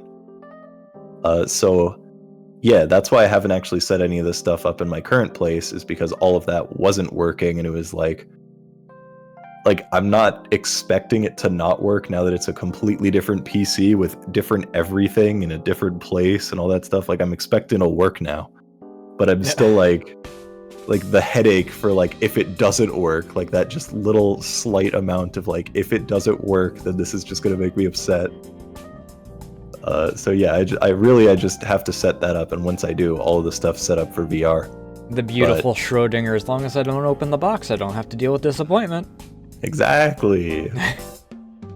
Yeah, so I decided I would just continue on with the Fiesta and just bring it back and do the stuff after, and it was actually Ovi's idea to randomize the thing again rather than just going top to bottom of the list, because then it's like more fun for like, oh, what am I going to play, rather than I see this game and I'm like, I don't want to play this today. I do find it a little bit amusing, like, hearing the backstory of this. Like, you went from Ovi being, I don't know who this person is, but they seem alright, to, like, you two are arguably the closest? I don't know, it's a bit of a toss-up between, like, Pai and Miral and you and Ovi on that one. Yeah. We're pretty close. But yeah, it was her idea to, like, re-randomize the list and do it with, like, marbles or some sort of RNG, whatever, picking. Yeah, that's been extremely fun to do it that way. And like, we just do the marbles like Pahi does for his Wii Roulette. I was wondering how marbles came into the equation compared to how like it was done before. Yeah, it was literally like my options were using a wheel to choose, which is what I did for my Steam Next Fest speedrun stuff, which is fine because it's like quick and snappy and doesn't need to be like flashy or anything. It's just choose a game and go. And when I was like asking people for ideas, if they had any thoughts for like a way that you could do something that was like marbles, so I'm not just copying Pahi. Like, no one really had any concrete ideas. And Pahi was like, nah, just take it. That's good. I mean, yeah, that's like, very few people are gonna care if you're quote-unquote copying. Like, we all take ideas from each other. Yeah. Like, the completion project was a semi-freaking taken idea from, I think his name was Silas Simon, who was doing a Wii completion project for every Wii game, and I'm like, well, if I just kind of take that idea for my games, I'll actually, you know, have a use for the 900 games that I have. Yeah, so it was fun just randomizing the list, doing it that way, and now it's fun to go down, and at some point, once I have the VR stuff worked out, I'll get to that in the thing. Maybe it'll be once the rest of the list is done, maybe it'll just be when I'm like, alright, I'm feeling like doing VR now. One day, registered trademark, copyright. Exactly.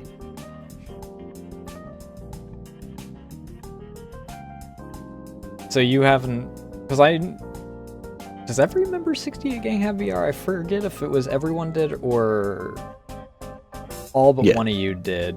But I know that there was at one point mention of having a VRC day. Well, I don't personally have any interest in VRC.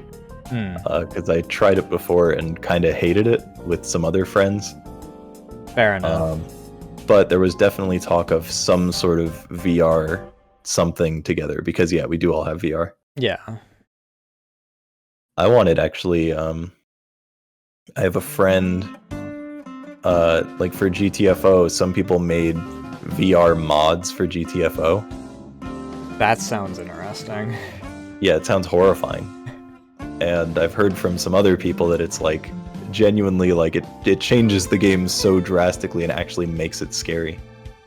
I know that Lethal Company also has one now.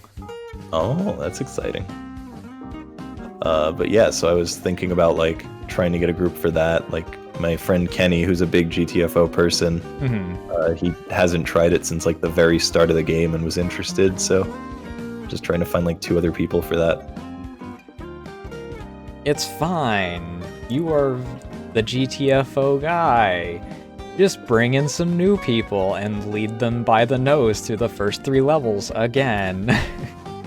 I don't even think I'd be able to do that well in VR, I'm not gonna lie. I'd be so bad at that.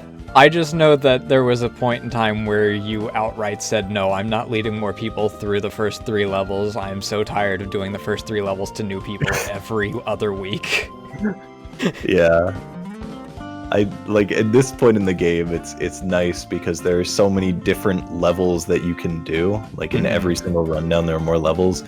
But yeah, I enjoy bringing new people into the game, but at the same time, it's like I wanted to actually, make progress in the game and not just do the ones that I know I could beat already just fine. Like I could speedrun this in 5 minutes. I don't want to do it another time for people that can't. Exactly.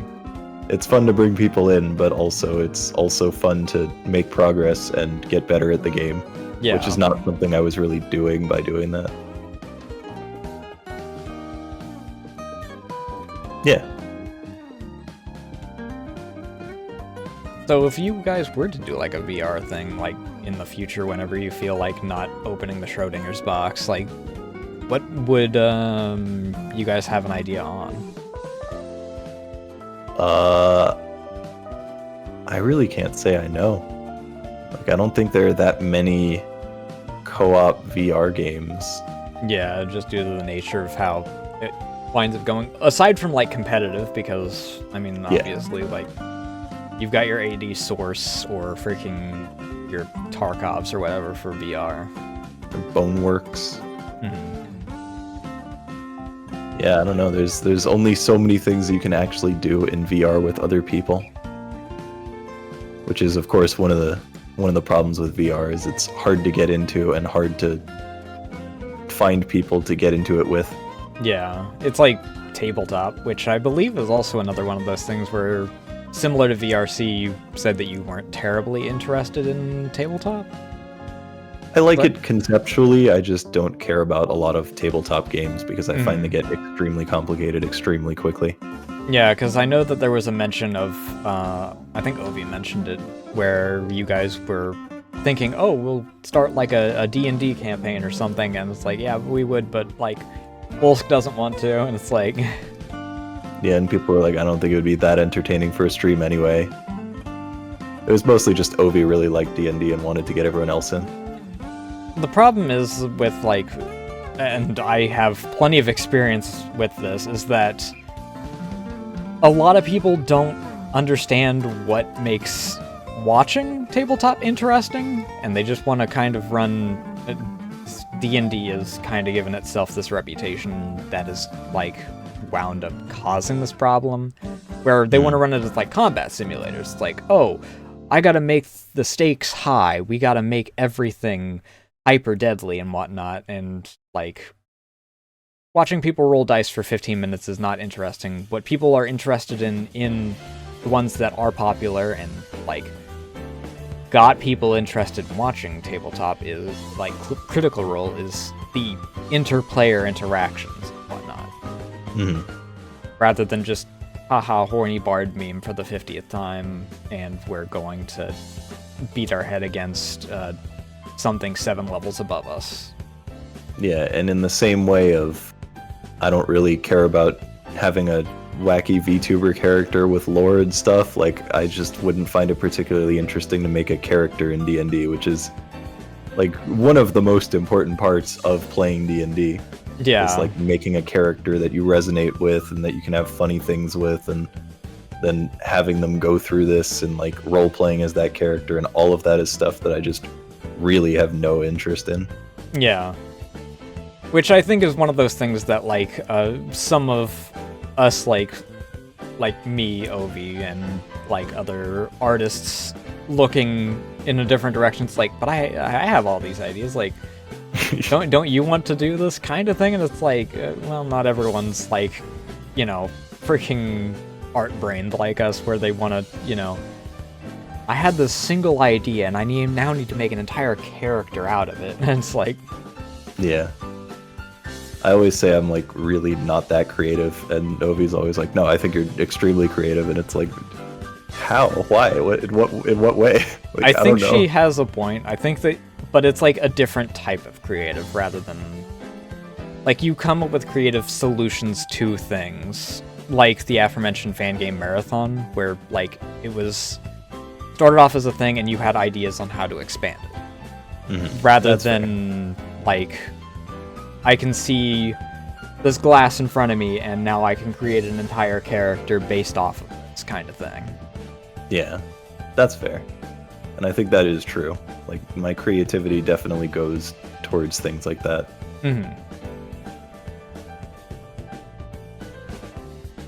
Yeah, but then I'm like, I want to come up with emotes for my channel, and I just can't think of things.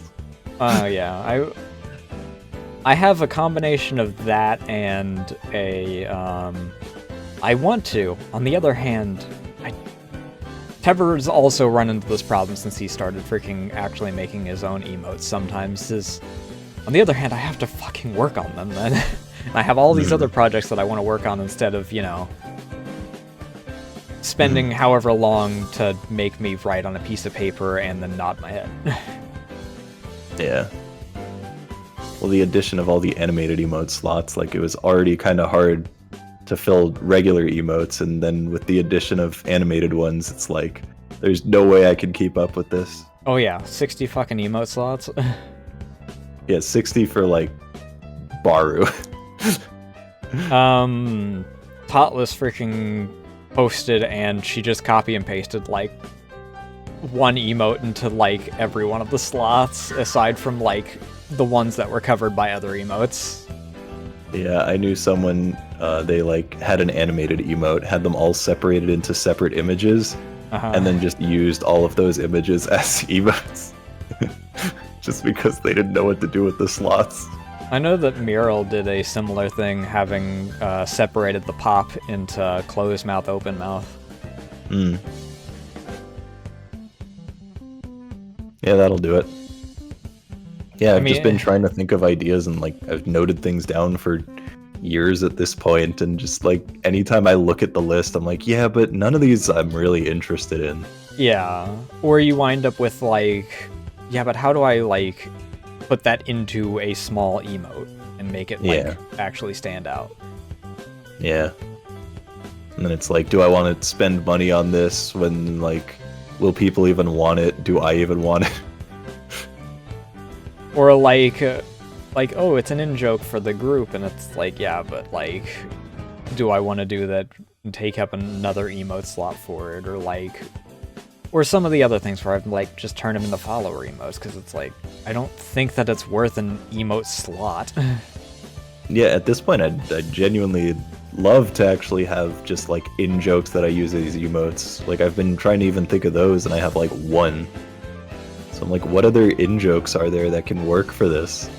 Simply do like you did for your bits one, and just do a bunch of meme jumps, like the double dick jump and the freaking sombrero jump and whatnot. That's basically what Stonk did with his emotes, is he would have, like, a screenshot of a jump he hated and just call it, like, Y. Beautiful.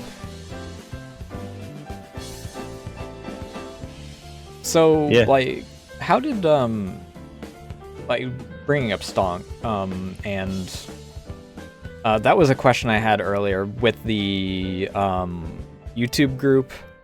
I thought it related to, like, the wannabes, like, is that a friends group kind of deal, or is that, like, we all just happened to also, like, I want to be the guy, and felt like it was a good way to, like, spread communities interweaving and whatnot? It was completely separate from any I want to be the guy community stuff. Like, that helped me get into it more because Rar was an I want to be the guy person who, like, when I was interested in it, it made me play them more, just knowing that he was interested in them, we could talk about it, and we were friends.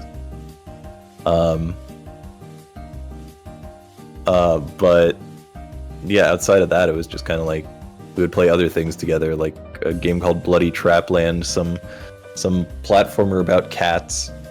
We would play that together and have fun with that. I forgot about that game. I got gifted it, like, way back when I first got my Steam account, and, like, I'm only friends with, like, one of the 6 people that I was in that friends group of anymore. Yeah, it's a decently fun game. It's extremely janky, but I had fun with it, and we found some like stupid glitches and stuff, and we somewhat talked to the dev who like saw our playthrough and thought it was funny. And at the time, I didn't even like use mic. Like I was just the silent person playing the game who was like pretty good at platformers, and he would always comment on that. And even like starting out with streaming, I wouldn't really use mic. Oh, you were like a full Vtuber at the time? It's weird to freaking label that as Vtuber currently, considering like it's just streaming without a mic. Well, it's a tangential thing from just how a lot of things have gone from the VTuber perspective. It's like, oh, VTubers, flesh tubers, Vtubers, and all that. Like, man, VTuber is just brain rot. It just infects everything from that perspective once you start into it. Yeah, it really was just like a lot of people would stream without mic because, I don't know, there were no like standards for anything. It was just kind of like you play video games and you show it to people. There wasn't any grand thing of being an entertainer, you know, making money streaming. So yeah, it was fine just doing it that way. Because even since it was so much in its infancy, even like the big ones, like what were they called, normal boots, like they hadn't even like formed yet, so like there weren't even the starting roots of it yet. Yeah, so the wannabes stuff, actually originally it was the Kayan forums was where I was, which was like, it was just a forum of I Want to Be the Guy stuff, like the forums of the maker of I Want to Be the Guy, and it was just for I Want to Be the Guy. And then people started making fan games, and that's where all of them were. And I stayed there for a long time. And I didn't know about the wannabes forever. It turned out like a whole bunch of people that I knew from the forums had actually like gone to the wannabes, and like that group, the I Wanna community forums, they had their own separate one. So like I knew some people who were there already, and I didn't know that I knew ones who were there because I was still in the Kayan forums. I didn't even know it was like a forum thing. I thought that was just a funny idea of like a Twitch team name. Yeah, no, it was, well, the Twitch team is the wannabes, but that was like a subset of the I Wanna community forums. Gotcha. That was like specifically for the people who like streamed it and were deemed like good enough to join the team. There were like quality standards and like skill standards, whatever, for joining the team. Huh, interesting. So it was really funny because at some point one person wrote a message advertising the wannabes and like the I Wanna community on the Kayan forums to try to get people over. And that was my first experience with it. Was we had these like stupid word filters on the forum because it was like the Wild West. It was a mess. Yeah. Where there were just a ton of word filters, and like anything you'd write would just be replaced with some nonsense here and there. So like most of what you said was there, but other things would just turn into gibberish. And the person who posted that thought someone was editing their message to make fun of them and how much they like don't care about the I Wanna community. So they went on like a tangent and were like furious and angry about them ruining their message. They're like, this place sucks. So that was my first experience, was I was like, oh, these people are stupid. I don't want to go there. And it wasn't until like much later I was streaming on Twitch and someone was like, oh, you should join the wannabes. You seem pretty good at this. And they were just like random people.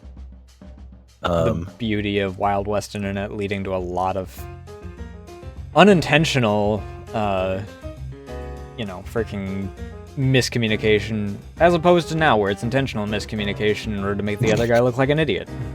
Yeah. So then I ended up joining the forums because of the people who were in my Twitch chat at the time. I got raided by like a random person who did fan games, and I didn't even know who raided me at the time because they didn't like tell me, and they never actually like went in the chat. I didn't find out until like years later who actually did it, which was funny. Oh, so it was early enough that like you didn't even get any information on who raided you.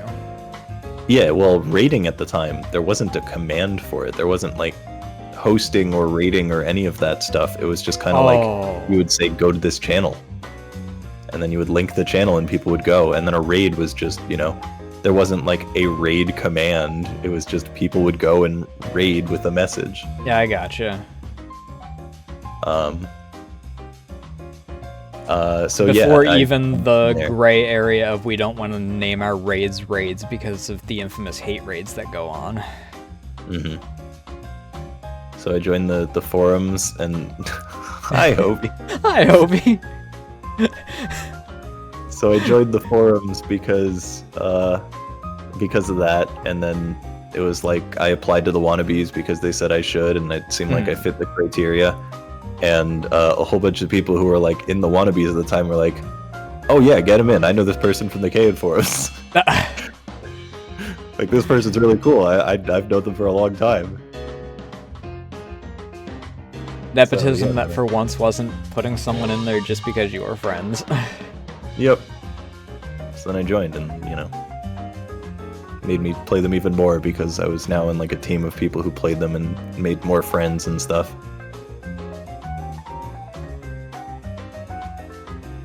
Man, it's hard to think about like how like one thing just like spreads out and roots into so many things. Like until like someone like you comes along with like I want to be the guy in particular. Like leading into things like Fan Game Marathon, which then expands knowledge across multiple different fan game things, and Yeah, it is like one thing leads to another, to another, to another, to another. It just like keeps going. The trajectory of history winds up changing so many times from one little thing. Yep, like my brother telling me play this game.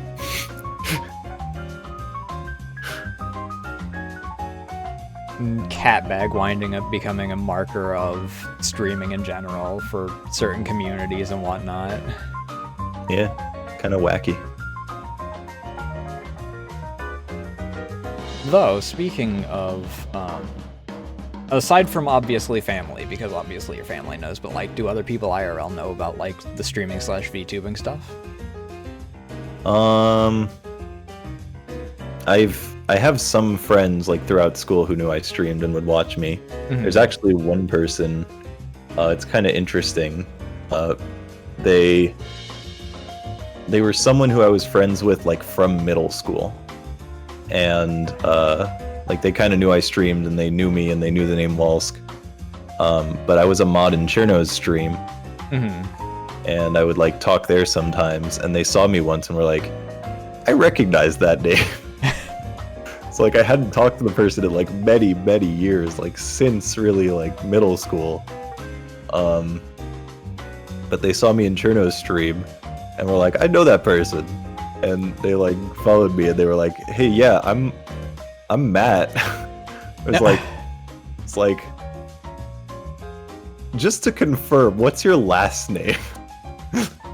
Like they told me in Discord. Or not in Discord, but like in a Twitch whisper, I was like, what is your last name? Just so I can like make sure that this is the same Matt I'm thinking of. And when they sent it, I was like, holy shit. I had a similar thing with Sachi. Like, we met each other through a clan in a game called Z Girls, which, oh god, the awful freaking Clash of Clans freaking thing where the devs actively didn't even hide that they hired random people to freaking bully other people so that they would, like, be incentivized to buy freaking premium shit. Bruh. But we met through that, and, like, we had a small little clan Discord that happened for a bit, and, like, obviously, once the freaking game died down, and, like, half of everyone... Sachi, like, tried to make the group into a, like, other thing, but, like, it didn't accelerate much of anywhere. And we sort of kept in touch, but it, like, wasn't, like, you know, talking as frequently. And then one day, I'm like, that's an oddly familiar name here in Pahi's chat. And then it's like, oh shit, we know each other. And like, we probably would have just kind of freaking, you know, never actually talked again actively because, like, that Discord's actively, like, dead, but, like, yeah, due to having this, it's like, we actually, like, you know, started talking actively again, and we're, like, close friends again, and it's like, it's weird how that kind of stuff just winds up happening. Yeah, it's cool. Things just like circle around eventually. How did you come up with the name Wolsk, though? Like, it's weird to just be reminded of this question this far in, but like, it did just dawn on me. It's like, I don't know if I've even ever heard the story after. How long have I been following you? Over 5 years now? It's a really, really good story. So, in like, I want to say it was like 2008, I was trying to choose a username for a website called Sheezy Art, which was like DeviantArt, but smaller. Fair enough. And I was like asking my brother for help with choosing a name, and he said, all right, choose 4 consonants and a vowel. And then he wrote them down, and we rearranged those 5 letters until we got something that I liked. Okay. That's the story. Classic. Yeah. Somehow So less weird than Nasu's freaking name origin. I'd imagine it's slightly more interesting, at least. Surely. Yeah. So Nasu was originally created for a fanfic that a friend was making of Ruby. So it had to be related to a color for the first name or the last name. So it's like, okay, purple eggplant, we'll freaking go with that. And I'll change the freaking name to, you know, something that sounds more like a name. And I've pretty much completely separated from that at this point because, like, he's not working on that fanfic anymore, and obviously freaking none of us really watch the show anymore because... Wait, so what is the color that Nasu sounds like that's purple? I don't think It's Japanese for eggplant. Oh, so okay, it relates that way, like, freaking... Obviously, the namesake Ruby is representative of red one. Yeah.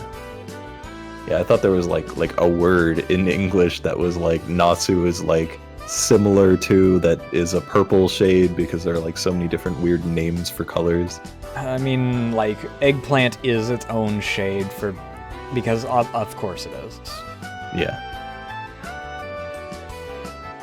That makes sense. It's definitely more interesting than 4 consonants and a vowel. I can say that much. I don't know, it's one of those things where it's like, I don't know, freaking... I've seen how that community has become, so I don't like to remind people that I was associated with that community these days. Fair. Because it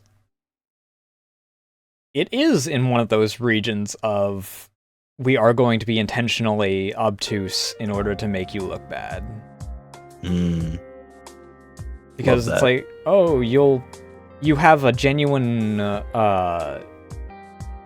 criticism about the way that the modern show is written. Well, clearly you hate the dead author now. I'm sorry. That's how it's gonna be. You're a bad person now as a result. Yeah, I'm glad that I never actually like fell into any super toxic communities. Like, the Kane forums weren't fantastic, but they weren't that bad. But like, I was mostly raised by like forums, so like Joe 2, which is like a Team Fortress 2 Minecraft. Yeah. So like I said, I was super into TF2. That was my first real community, followed by Kane forums, followed by I Want a Community. So like all of that stuff more or less like raised me and made me a better person. I somehow dodged bullets like I'm in the fucking Matrix as far as like how toxic some things were versus like me actually coming out the way I am. Because obviously there's, you know, Ruby, which is a cesspool now. We've got iFunny, which is infamous. And I've seen freaking some people that like think that, you know, people just casually toss around slurs because that's what they do on iFunny. And freaking...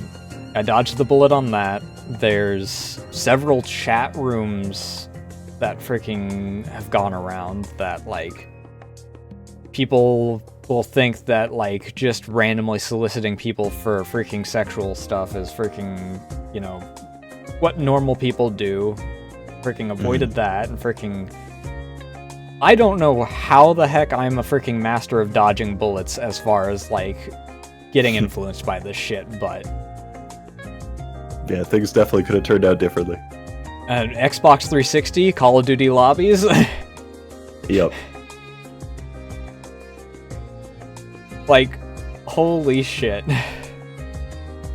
Yeah, I was never a console person, so I missed out on all of that stuff. I started off a PC way back when, and then my PC just actively died, and my mother got gifted a Xbox 360, and that's kind of where I was for, like, part of middle school and all of high school, and then shifted back to PC because I'm like, I'm not buying a fucking Xbox One. I'm not spending that money for, you know, freaking being locked into this region, and there's so many things that I want to do on PC. And like, that's where like half of the friends that I had in high school like died off. Because they're like, oh, we're gonna go PC too. Yeah, we'll come along, and then it's like, I don't feel like figuring out how a PC works, because for some reason it got the reputation of being some esoteric freaking next level thing, like everyone needs to be on Linux and such. So they went on freaking continued down that line. I continued down my line, and then things happened, and just never talked to him again, really. That's awesome.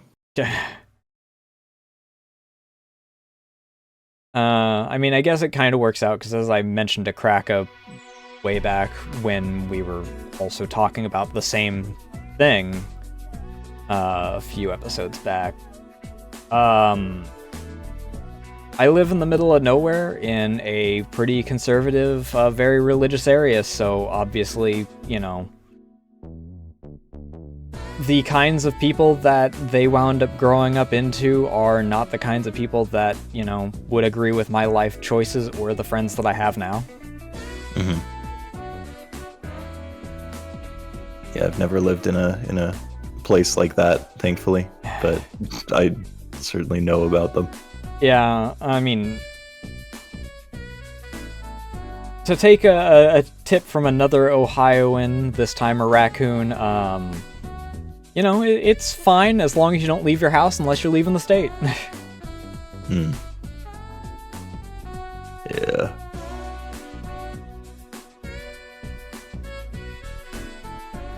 But it's a freaking... It's strange how freaking different things could have been. Yeah, there are certain things that I'm like, that would have been nice if that was different, but I mean, there are also things that I'm like, I'm really glad that it turned out that way. Yeah. So, 'tis the way of life. I've thought about a few different things that it's over the past, like, few weeks, due to, you know, just things that happened over the past year, and this being the region that things kind of went pear-shaped last year.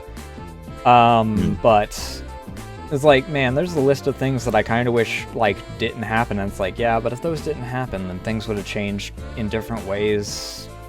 That the amount of effect that it would have had, I don't even know if I'd recognize the me in that timeline.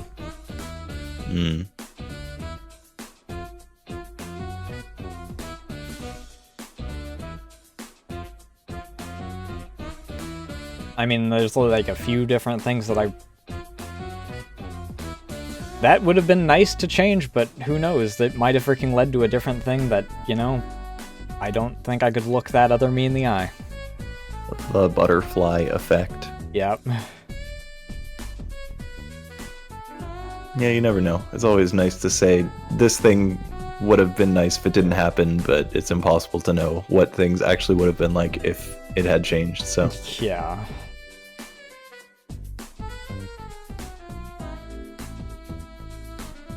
Man, that got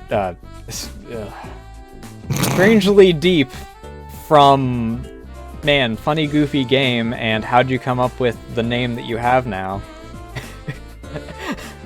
Yeah, it's just the way things go. Yeah. Though, I don't know if you have social anxiety. Like, pretty much everyone else that has come through so far on this is, like, obviously I mentioned that I streamed to kind of alleviate it. Have you had, like, social anxiety and, like, had this as Yes. have you had, has streaming had an effect on it? Or, like, have there... Because, like, I'm gonna be honest. Before, like, this, I was much like the previous two. Every time I start this show, I'm borderline shaking with, like, nervousness before I freaking start. Mm.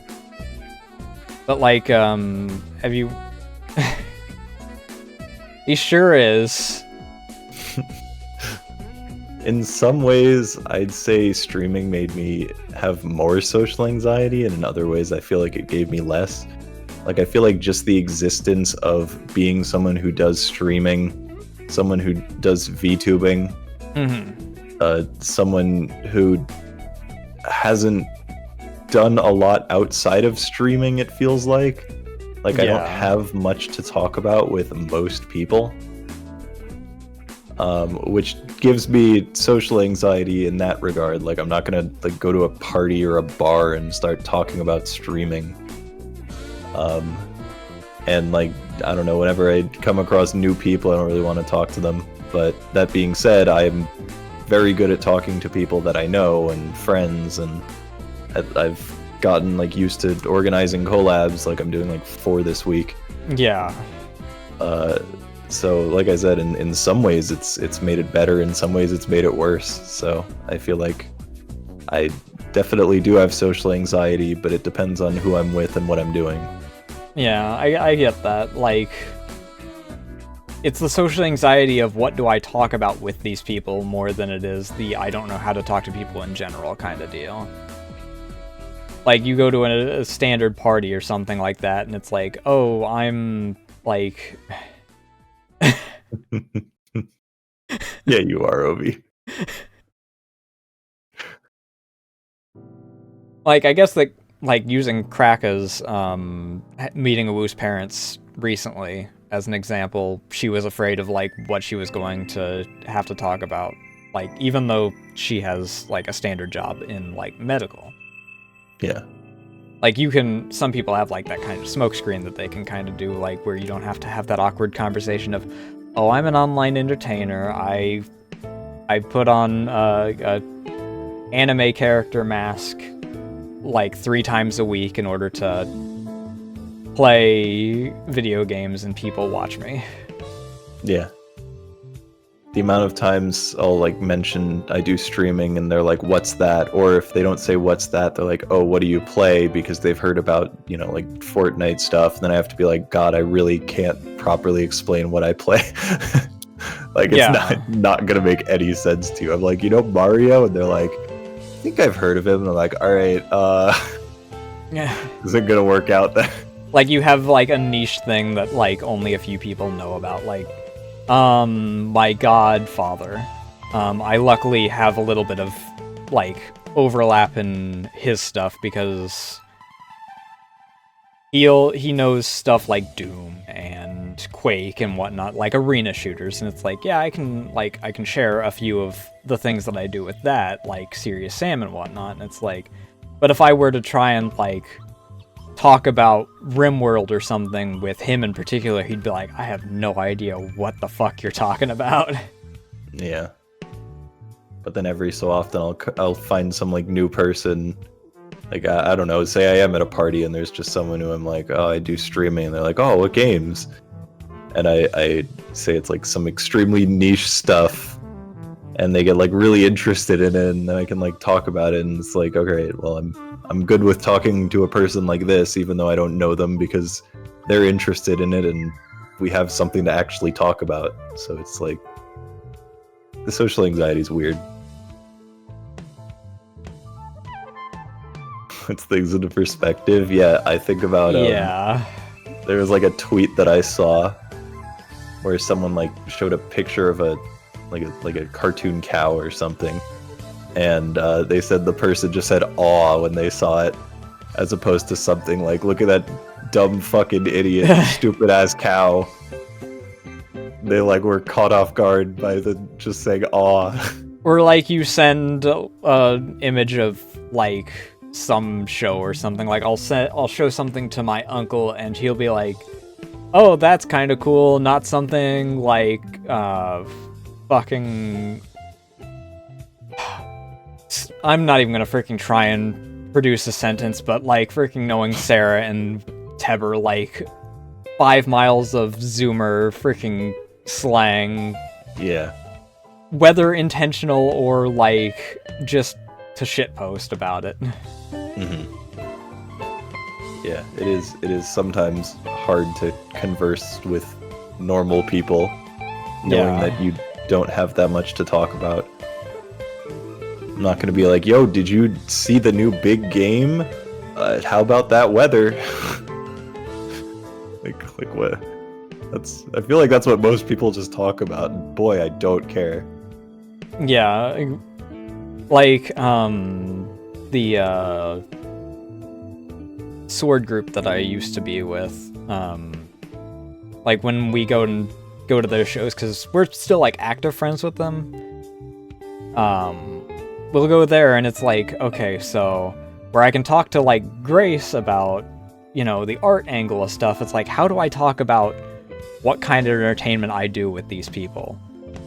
Mm-hmm. Like, you guys have like these full stage and like scripted shows. How do I describe that I spent an hour talking about random things that people have thought might exist in the future and explaining why it would or wouldn't work without using any scientific basis behind it? Or like speculative biology days or something like that. Or talked for freaking an hour about how a single bloodstain in a game means that X character actually murdered everyone in the area despite the fact that you're supposed to be rescuing them.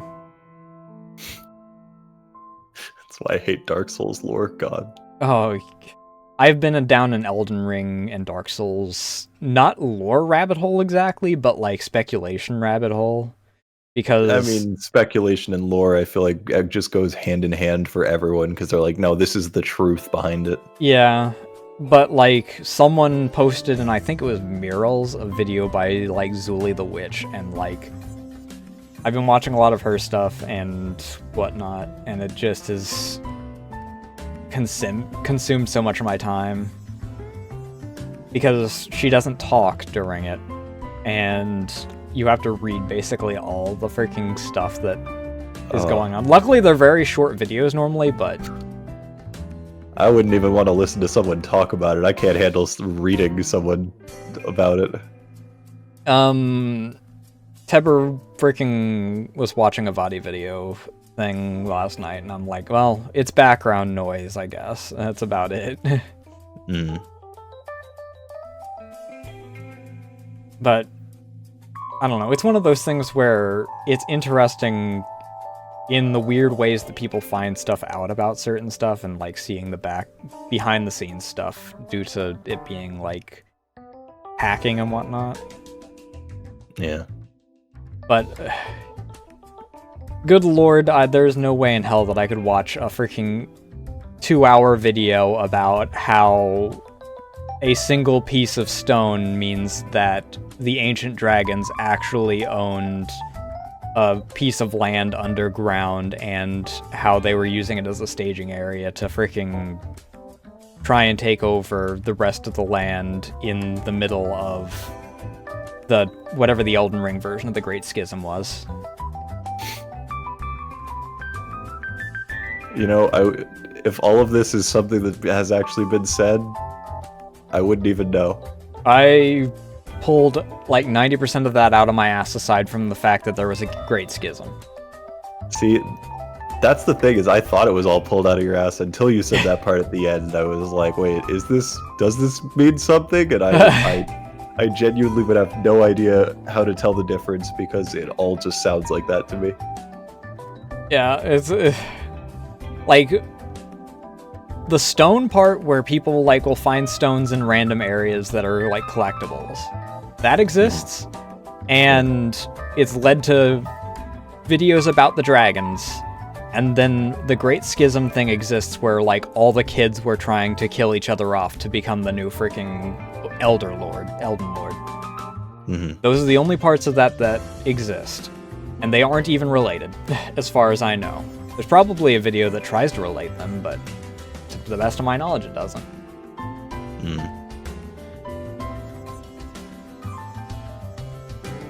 But Jesus...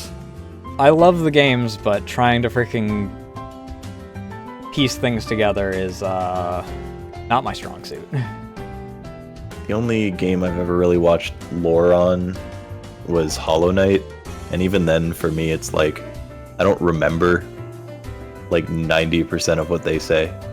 Hollow Knight, I might get interesting. Yeah, I might get into the lore of once I beat the game, but it's one of those things where I want to kind of go in with like fresh eyes. Aside from the arena, I know nothing about the game. So I want to kind of keep that kind of fresh eye when I get into it. So I'm not like going... Watch if you don't know. Yeah. I don't want to, know where every item is for a Metroidvania kind of deal. Yeah. That's just how I feel about lore stuff. Is almost all of it just does not interest me, and if it does interest me, like Hollow Knight, then I just forget it anyway. Yeah.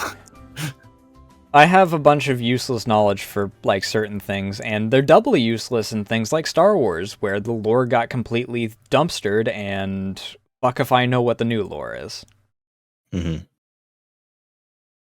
So when my dad asks me a question like, hey, what does this mean in this episode? I'm like, well, in the old lore, as far as the new lore, who fucking knows? Because the fact that it exists, the fact that the last 3 movies exist completely kind of nullifies 90% of what goes on later in the old lore.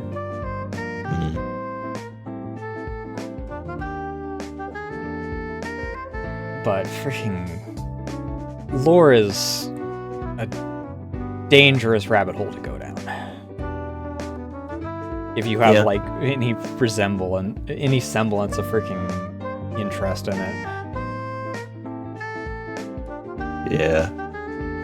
I'm more interested in just looking up someone summarizing a story of something rather than the lore of something. Though, this is a very big backtrack to something you mentioned earlier, like games you like versus games you don't like. Like, you and several other people's opinions of Ori, in particular, seems to be a bit of a very split opinion. Well, my experience with Ori is far less than that of the others. My dislike comes from, I think visually it is a mess and not understandable. I don't know anything about the gameplay because I haven't played it, but I did watch a bit of a friend play it at one point and was like, this looks like visual garbage, and the fact that the visuals take away from the gameplay is enough for me to not like it. Because the friend who was playing it was getting upset about the exact same thing, and she was like, didn't everyone always say this game was like beautiful and like really good? Because like I'm so confused, like I'm not seeing it, like what do I do? Like where do I go here? And I was like that was my first real experience with Ori. I was thinking the same thing while watching, and she was like so comforted having someone in the chat who felt the same way as her, as opposed to everyone else who's like, God, I love this game. Yeah, I got gifted it from someone that was like, I have like a free copy of the special edition, do you want it? And I'm like, I guess. I'll add it to the list of things later down the line. And the only experience I have with it, aside from like people voicing their displeasure at certain aspects or the fact that they absolutely love it because of X, Y, or Z is, I think it was a Pahi clip where he's like, it's like CDI Zelda. Yep. You see this spot? Does it look like an area that you can stand on? Nope, it's not. This area over here, this area that looks like it's part of the background, that's a platform. Yeah, he said like Ori is the Philips CDI of Zelda or something. It's a clip that has made me a little bit nervous to actually play it because it feels like one of those things that would... I don't know if it's got the cult following that it had at the time, but it feels like one of those games that'll like be similar to Undertale, where it'll bring the fans out of the woodworks. And I feel like if I don't like it, then like I'm gonna wind up with a bunch of, well, you're wrong. Yeah, but you also just it doesn't matter because you're around a whole bunch of people who, if you feel like you don't like it, then they agree with you too. Yeah. Ori's actually on my Fiesta, so I will play it at some point, and I am looking forward to it in that regard. I'm looking forward to... it might actually be my next freaking break game that I wind up doing, because it's one of those things that isn't, oh boy. It's one of those things that isn't like action, so it, you know, might be a nice break from the pile of hack/shooty shoot kind of deals that I have. Because I played Firewatch this past week, and I quite enjoyed the change of pace. I heard it's very good. Never played it or really watched it, but I heard it's extremely good. It's very story-oriented, similar to Outer Wilds, so I would definitely advise not watching anything and playing it. My entire knowledge of Firewatch, pretty much, is Stanley Parable. Yeah, fair enough. Which only means things to people who have actually played Stanley Parable.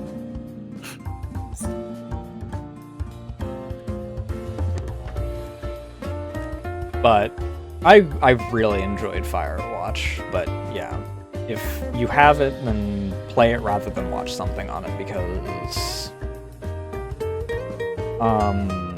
where there are choices that matter, the story is very much like there.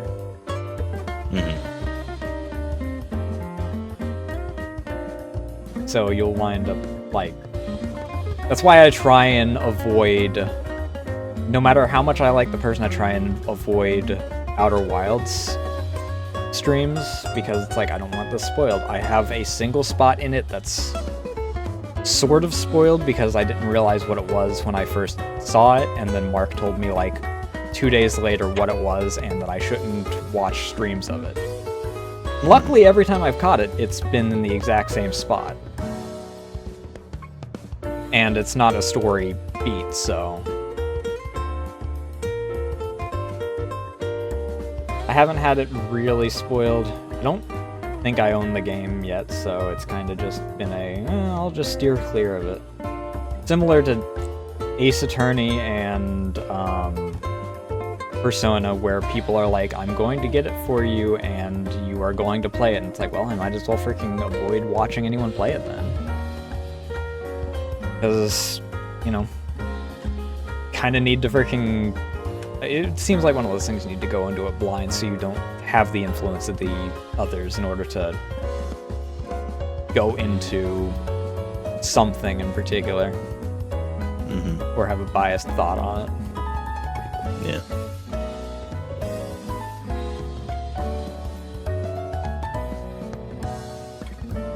Oh, how are you enjoying Horizon, by the way? I don't intend to play it on stream anymore. Oh, is it one of those ones that has a lot of, like, dead air region? It's more that my interest in the game was it looks pretty, and that's it. So what I cared about from the game was visually, I think it is incredible and exactly what I wanted to see. and I was super looking forward to just seeing the game. And beyond that, it was like once I started playing the game, I was like, okay, I want to see some of the more interesting animals and stuff because I wanted to get further along. And really, the giraffe is the important part, like the iconic animal from it. Yeah. But like, I liked the visuals, of course, and I liked the basic hunting of animals. And then I think everything else about the game I don't like. Like, the story seems kind of interesting. A lot of the characters really aren't interesting. Pretty much like any AI with like other people or even like boss fights, there's like no threat. It's like uninteresting. So the entire game for me is it's fun to stealth around and fight some animals and look at pretty things. And that's not something that I think works for a stream when I don't really care about the rest. And I think it's something that I don't really have that much interest in as a game anyway. So it's sort of like, and I'm probably going to catch some flack from this somewhere when someone finds out that I said this, but Last of Us, where it's like, unless you care specifically about the direct story, like, you're not going to get much more out of it. Like, the visuals are good, but, like, the gameplay is, kind of mid. And then the character interactions, like, half the characters are meant to get you from point A to point B or die and make you feel bad. Yeah. Yeah, that's, seems to be an odd trend with some of the flagships from, PlayStation from that region. Yeah, I do hope that the new Horizon game is better, but like I saw people who were like upset that Horizon, when it was released, Breath of the Wild came out like a week later and then stole the Game of the Year and like all the awards and stuff, and I was like, damn, it deserved that probably, maybe. I don't know anything about it. And after having played it, I'm like, no. Which new one do you mean? The new one that is, I think, announced? Or unless I'm missing something, or Forbidden West? Forbidden West. Forbidden West, I've heard, is trash. Even from people that like Horizon. That's good.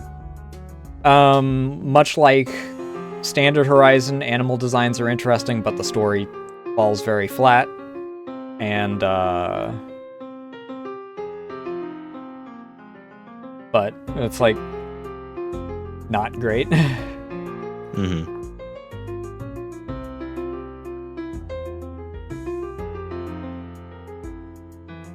So I can't speak from direct experience from either game. I think I have Zero Dawn, but I don't remember if I do. I think it is absolutely worth checking out and looking at pretty things. It very much seems like even if I don't care about the rest of it, it'll be, if it does have the sandbox that it seems to have, it would be nice to go around and, like, look at interesting creature designs and whatnot, which I really enjoy doing in games that have interesting creature designs if possible. Yeah. I just think anything beyond that is... I very much saw the opening and saw like 3 things that they were trying to do that seemed to kind of... They existed, and then it's like, I don't know if those... Especially the one that I was told directly doesn't go anywhere in the story. I don't know if it's gonna really, captivate me like some people say it does.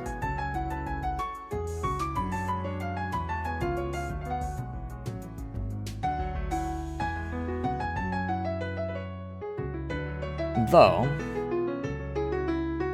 we are approaching, actually, almost exactly the 3-hour mark. We are 6 minutes short of 3 minutes. Wow. I do have a single viewer question prior, and anyone in chat that wants to ask any questions, we are opening that now. But the viewer question is from Sarah, who isn't able to be here because she has work, who is asking the same question as usual. Which Koei Tecmo game, if any, would you like to play? I'm going to have to look up what Koei Tecmo games there are, because I honestly don't know much about them. The two that I've gotten mostly is Ryza and Neo. Okay, so let's see. Well, Wolong I'm absolutely interested in, so that might be just the one that I choose. Oh, they got a lot. They had all the Atelier games. I am interested in Neo. I've heard it's very good, but I've heard the first one is good. I've heard that the first one is a bit rough around the edges, as expected from like their first one. For that, I've heard that the second one improves a lot, and then I've heard people that say the second one ruins stuff because it, well, obviously not being clunky streamlined some stuff, and those people are the Dark Souls purists. Yeah, I've heard Neo 1 is good, Neo 2 is like incredible. So I'm interested in it. I don't know if I actually own either of them. No, I don't own either. The first one. But that being said, I am absolutely interested in Wolong. So that is definitely my choice. That's been on my radar since I first saw a trailer for it, and then I saw a trailer for it again at a different game award show thing, and was like, "Ooh, what's this? This looks really cool." And it was the same game. So I'm interested in it multiple times. Oh, that's Wolong. I forgot the name of that. I saw Fly playing that a bit. That does look really good. Yeah. Wait, is it out? Or at least I think it is. Wolong Fallen Dynasty. Unless there's another game of a similar name that I saw. Wait, no, I am thinking of a different game. This one I have played. It's really bad. Oh, is it? Yeah, I got sent a key for this, and it was kind of awful. Ah. Yeah, no, I'm thinking of a different game then. Never mind. So I guess Neo is my answer. Yeah. Because Wolong is not my answer. Oh, Black Myth Wukong is the one I'm thinking of. Ah, I gotcha. Yeah, which comes out this year. So I mean, spam's fine. If you have multiple questions, feel free to ask the multiple questions. Yeah. So, starting from the top, your favorite moment you've ever had on stream?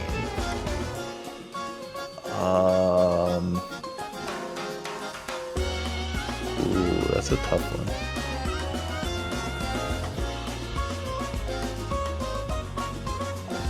I'm gonna have to think about that one. Because immediately what I think about is just the 68 game clip. But I feel like there has to be something else.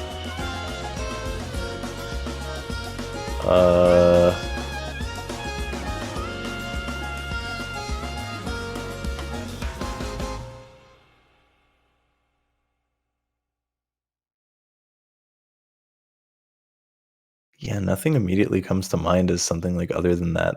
Like, I don't know, there definitely been memorable things and good moments, but like, I don't know, most of the things just, I don't know, they're fine. Definitely a good one. Yeah, I'd say that was a nice moment. The famous splitting of a shard of history. And Ovi's sides.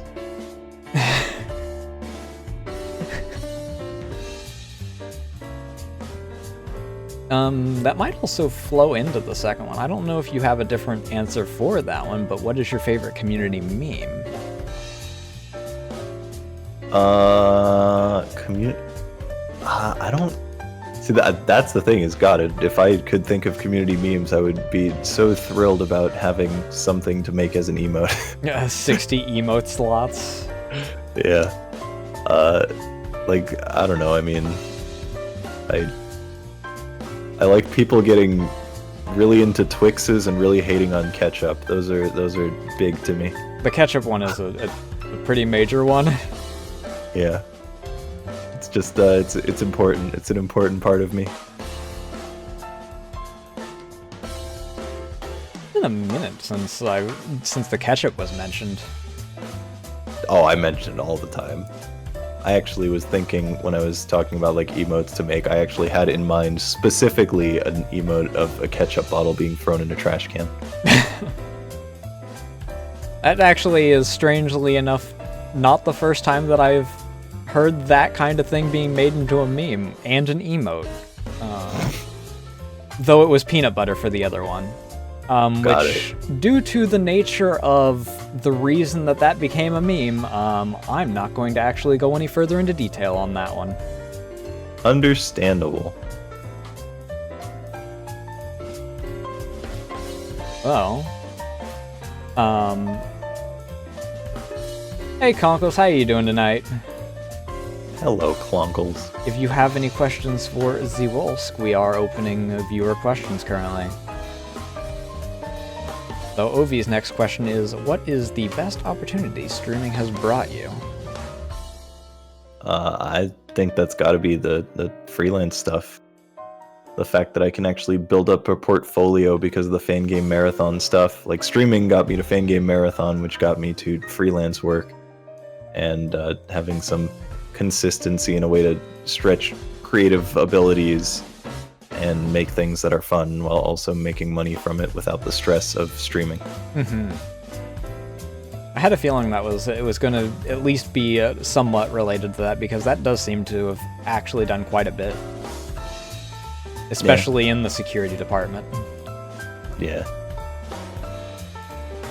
Ovi's final question is, what is your overall goal with content creation? Overall goal. Yeah, new final question. Overall goal.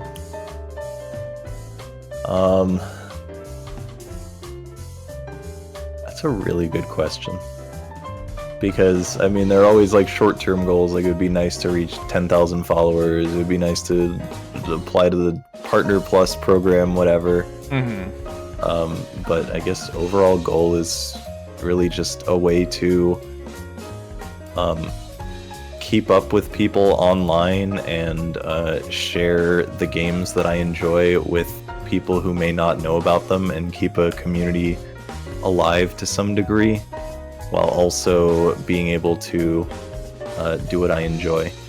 And if like I have like a full-time job or whatever, I would still like to stream and still have that as a thing that I can do. Which you've done quite well, quite a few of those as you've been going. Yeah, like, it's just, you know, it's overall, because it's like at some point if I don't keep it up, then it wouldn't be a thing anymore. Mm-hmm. So.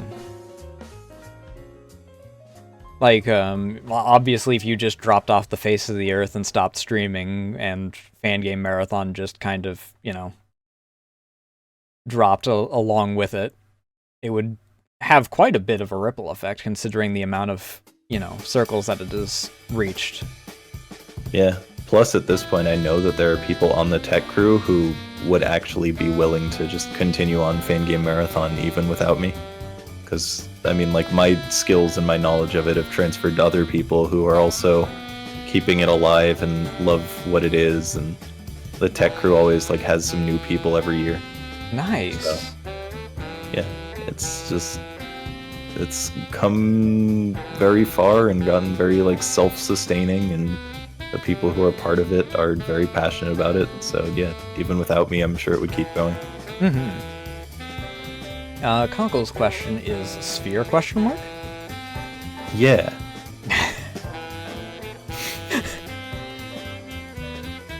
Hope that helps. Yeah.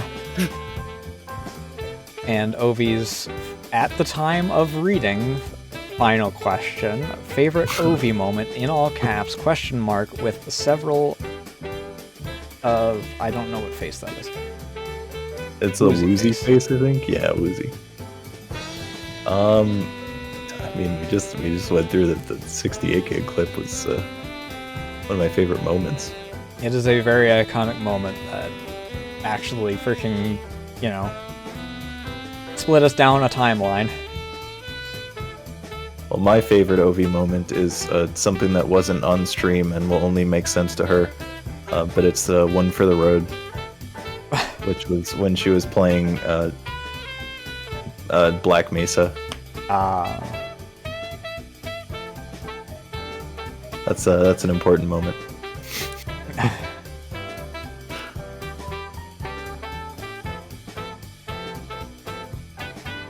Favorite collab moment outside of the 68 gang?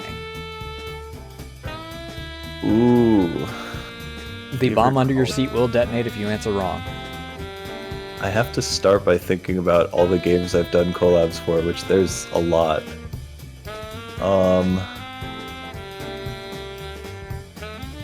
My first thing that comes to mind is probably Portal 2 with Peking Boo.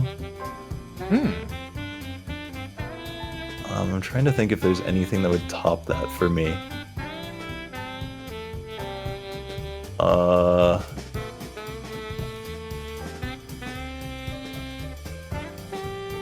I think Portal 2 with Peking Boo has got to be it. Basically, he was playing it on a dance pad, and I was already, kind of an expert at Portal 2. And he had never actually done a collab with someone before. So he was like not used to the audio and stuff, and had never been in a call with someone who was able to like witness him trying to like work on lining up a shot or something using a dance pad and like chastising him for it slightly. He was laughing so hard we would like fuck with each other. Just heckling each other over it. Yeah, it was really fun. And I'd always think about like I would like try to have him solve the puzzles because I like to do it that way. Like I already know the solution so I can help if needed, but he's like thinking it through and he's like, so I need to like shoot the portal onto this one. I'm like, yeah. And I always think about us just like going back and forth with like the yeah. And then considering some of the ways that the puzzles work, I'm also interested to see like how he reacts to some of the faster ones having to aim with a dance pad. He is extremely talented with a dance pad. I know. I saw the freaking Elden Ring. Yeah, he's something else. Favorite person you've met through streaming? Damn, I feel like someone in the chat is maybe trying to like guide the questions in a certain way.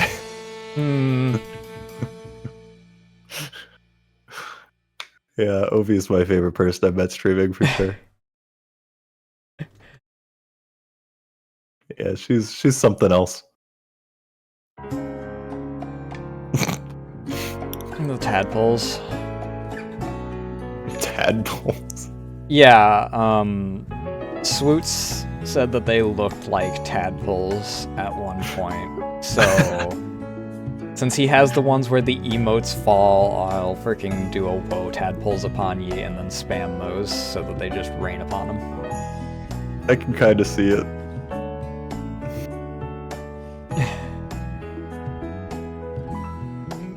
I'm proud of you for winning the social game, Ovi. There is no prize. The prize is friendship and future long-term experiences together.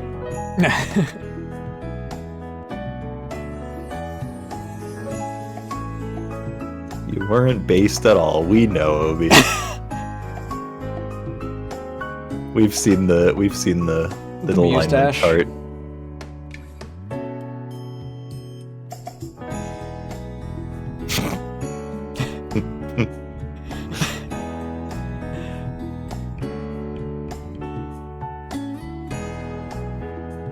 I don't remember where everyone placed in the alignment chart. She was unhinged cringe. Yeah.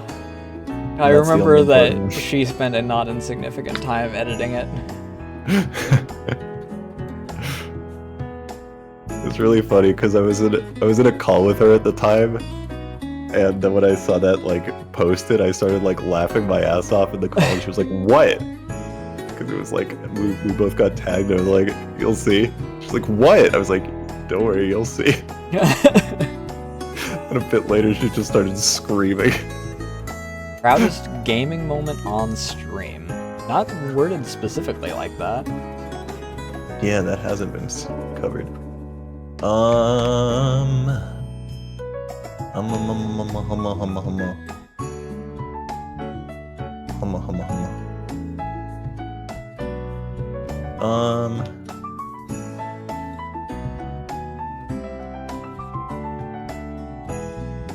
I mean, fan games are the obvious choice because they're made to be like some sort of challenge.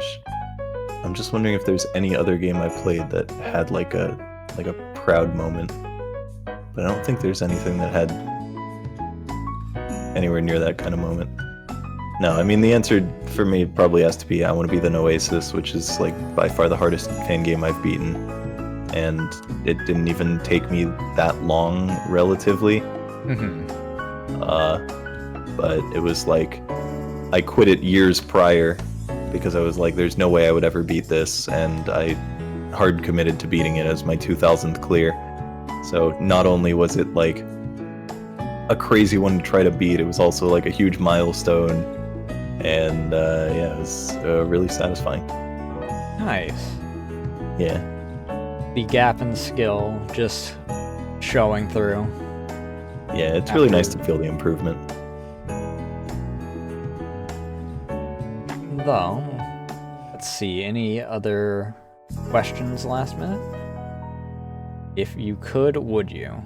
Absolutely.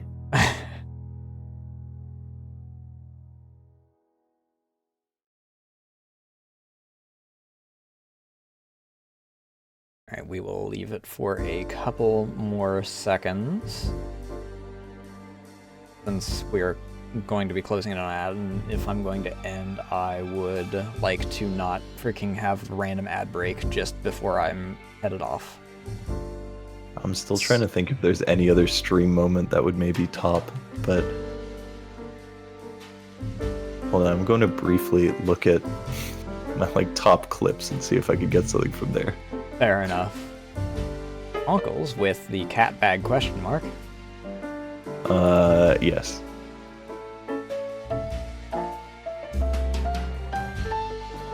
We actually talked quite a bit about the cat bag tonight. We did, in fact. Hey Twitch, this new feature that you have, can you just show me all of the clips and not just the featured ones? No. They are featured for a reason, even if you are the one creating them. Welcome to Cuck Island is definitely one that I considered. Like, I don't think anything on stream has made me laugh as hard as that one did. What about having a certain Dream Eater on your channel? Blush, blush, blush, blush. Even you? Ovi, did you see how hard I laughed at Welcome to Cuck Island?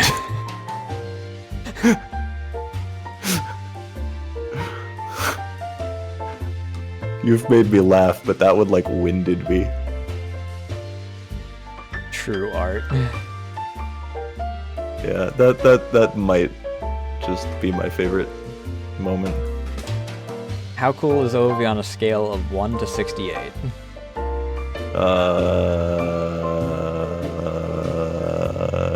76. Damn.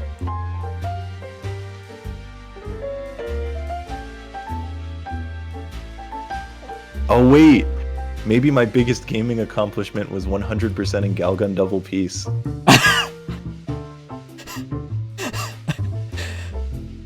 After so long.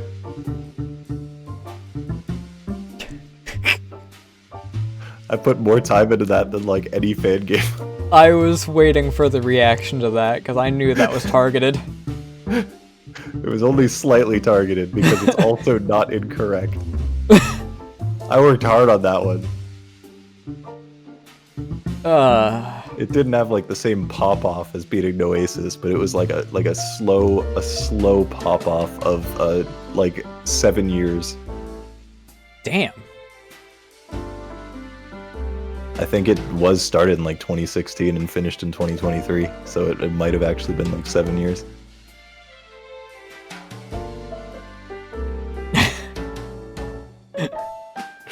All ages content, question mark? Huh? Yeah, basically there was a stream once where there was a game called Tropical Liqueur. Oh. Yeah. I'm familiar. Yeah, so it said there was like not safe for work on Twitch or on Steam. And I sent a tweet and was like, "Hey, is this like safe to stream?" And they're like, "Yeah, it's safe to stream." And then there was nudity, and I was like, "Oh, it's not."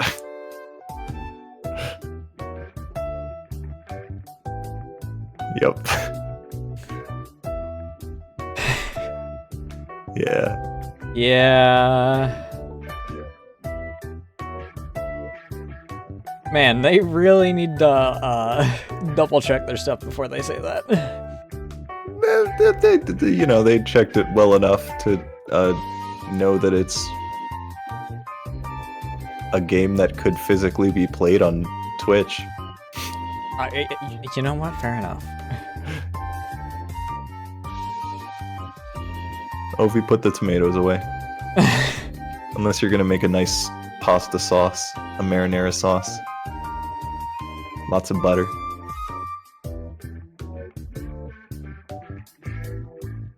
I'm not entirely sure if that was targeted or not.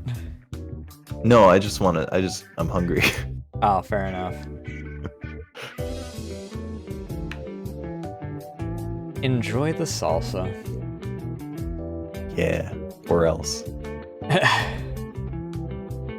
No, I am also hungry, so I'll probably get food after this. If we are cleared up on questions, would you like to go through your advertisements? And by that I mean the pile of collabs you have coming up this week. Yeah, I can certainly say what's going on this week. So Monday, Lethal Company with 3 Germans. Tuesday is GTFO with Kraka, Swoots, and Doom. Thursday is Remnant 2 with Jabba. Friday is Elden Ring with Pahi. And yeah, I don't know what I'm gonna do outside of that, but probably things on other days that aren't collabs, but at the very least... You weren't kidding about it being packed. It's fucking full of collabs. It's just collab week. Everyone decided that the end of the month was when they wanted to collab. Yeah. Because you also had collabs this past week, and then obviously you're here now. Yep. And they're all... Well, I was going to say they're all 4-person. No, they're not. 2 of them are 4-person, 2 of them are 2-person. Yeah. So... yeah, it's full up. But yeah, I'm Wolsk. I like I said, I play some video games. I Want to Be the Guy stuff, hard platformers. I stream on Twitch. I have a handful of videos on YouTube. I've been thinking about putting our last Lethal Company collab on YouTube and editing it down because it was really funny and had some great moments. And there's Twitter. I have scheduled again now for the first time in a literal year. I'm getting back into having schedules, so. I just now realized the chat broke before freaking stream. So I had to fix that. I didn't know it was supposed to be showing. Hey, Yeah. look, chat. Wow. I moved it specifically so that it wasn't going to cover your face because it's normally over there with a hologram. Got it. But for those on YouTube, all the links that are also mentioned in here will be in the description below, so that you can all follow Wolsk on the various socials like Twitch and Twitter, of which one is used significantly more, much like my stuff. Yeah. Did you have anything else you wanted to add before?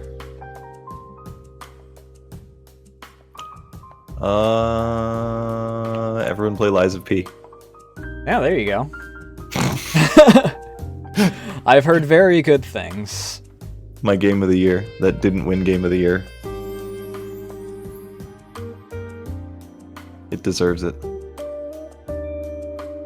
Yeah, I've seen a lot of people playing it, and it does look like a lot of fun. Yeah, I'm working on my 100% for that. I'll get it at some point. Some point. Yeah. Unlike several other Souls games, it doesn't have a multiplayer for 30 hours kind of deal. Yup. It's actually slightly sad that it doesn't have multiplayer at all, but maybe if there's a Lies of P2 or if they add some co-op DLC or something. Or someone might make a mod for it or something. Though I'm not entirely sure how much of an endeavor that would be, considering it'd have to also script AI to like care about multiple players. Yeah. Well, it does. I guess no, the summons are only for bosses, so you're right. Yeah, it would be a gigantic undertaking and maybe impossible because, you'd need to also have like online servers and stuff. I mean, people like Inferno exist, so I mean, it's not impossible. Some people are just fucking insane with their stuff. Yeah. However, with that, I'm going to mute you here in a second if you would like to say goodbye, and then you can, after that, you can head off at any point, and I'll do my outro. Did you want to say goodbye? Yeah, goodbye. Thanks for having me. It was a swell time. It was, holy shit, freaking 3 hours. Yeah. It was a good time. I enjoyed it. Yeah. Thank you for taking the time to come onto the show. Thank you all so much for joining. Thank you for all the follows, raids. Thank you, a very special thank you to Wolsk for making this month's Vtuber Vault possible. And to all those on YouTube, thank you for watching and for supporting through Vtuber Vault. Once again, all of the links will be in the description. And I will see you guys next time. Bye.